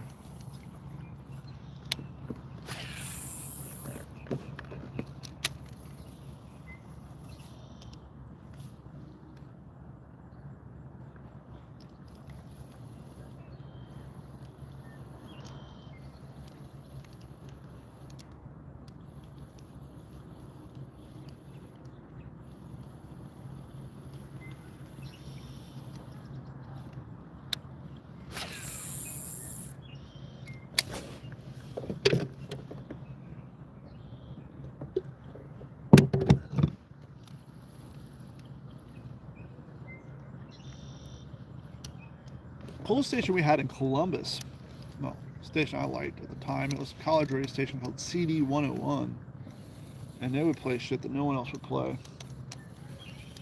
Violent Femmes, you know, you weren't hearing Violent Femmes on the mainstream radio. You hear Violent Femmes and Dada, and you know, Tom Schneider and all those bands, Red Hot Chili Peppers and all that. Before Under the Bridge came out, you know, once Under the Bridge came out, you heard Red Hot Chili Peppers everywhere. But I'm talking like back in the day of Up With Mojo Party Plan and Freaky Styley and all the before Red Hot Chili Peppers came out. Take it. Got a fish finally. After all this yapping. Oh, it might be a decent fish. Either now he's just stuck in hydrilla, but we finally got a fish on here. Fish number 2 for the day. Huh? Actually, he might be better than I thought. Oh, he's a nice fish. Finally, decent fish. He's probably about 2 pounds, guys. Hold tight. Finally, I got a photo-worthy fish on here. Hold still. Finally, photo-worthy fish. Pretty. Got him on a worm. Hold tight, I gotta grab the photo. Don't go anywhere. You went away, your battery went off, but I finally caught a decent fish. Yep. I'm not gonna weigh him. He's about a pound and a half. There you go. Thanks, dude. Okay, splash me on the way out. Back up and throw on that spot again. Yeah.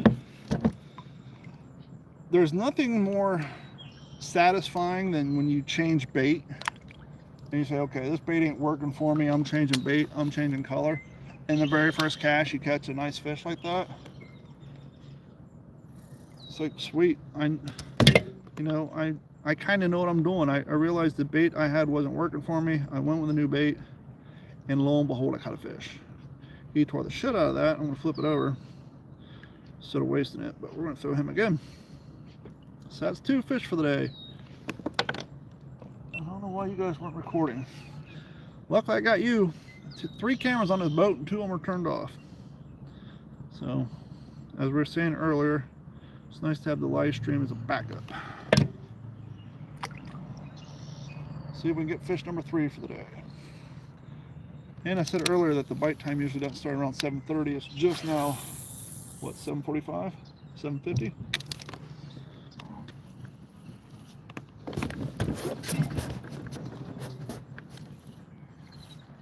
Yeah, there's a little deep hole. It used to be, when I had my fish finder, it was about 8 foot deep over here. So I think he was held up in that hole. I thought he was a dink at first. I thought he was just kind of snagged up on the hydrilla. When I got him close to the kayak, my pole was bent down. I was like, okay, we got some decent fish here.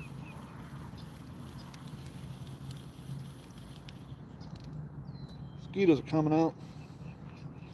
It's gonna be that time. I feel like Charlie Sheen in Platoon. The towel over his head.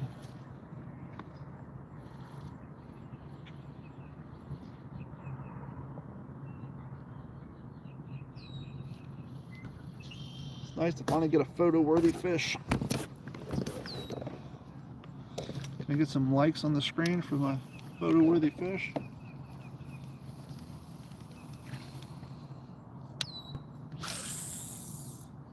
Oop.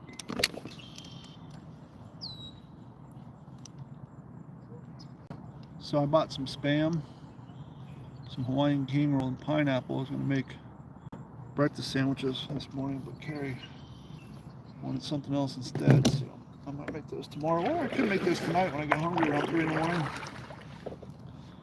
Little Hawaiian breakfast. Little Hawaiian breakfast. See that? Every time I ramble on, I just want to catch a fish. The first fish I caught was during a nice rambling session.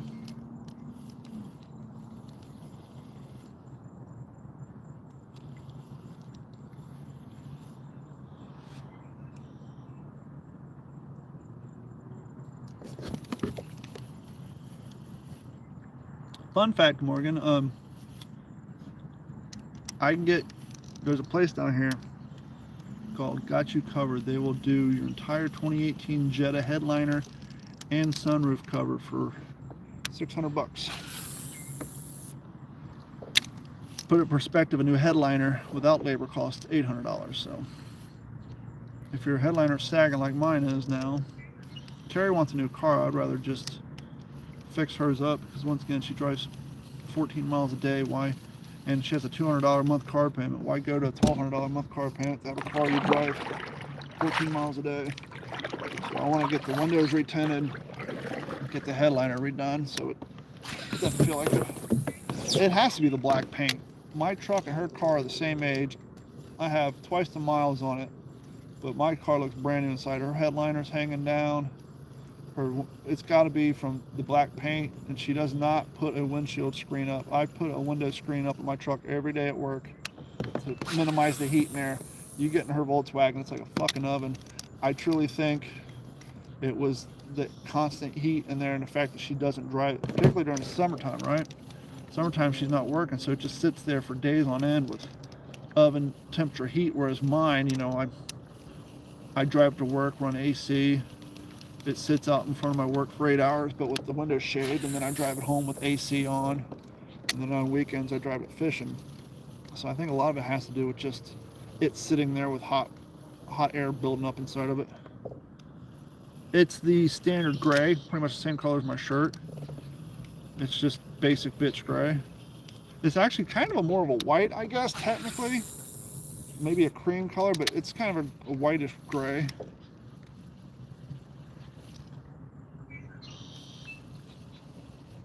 Luckily, the A-pillars nope. The A-pillars don't need to be redone. They're not dirty. And part of the problem, also, hypothesis, hear me out if you're any car guys and anything. My truck's a Toyota. Yes, it's made in Texas. Which, did you guys hear the story that Japan started importing Toyotas that were made in America, and they had to put disclaimers out to the Japanese civilians talking about how there might be lesser quality paint. The paint is thinner, and basically the quality of the Toyotas made in the United States are not the same standard as the Toyotas made in Japan. Makes you feel good about your Toyota purchase. But anyhow, my hypothesis is this. Toyotas are designed by Japanese people. Obviously, it's a very moist, humid, tropical climate. It gets very hot in Japan certain times of year. Volkswagens are from Germany. It's a subtropical climate that has more weather that's more conducive to an Ohio or a New York City.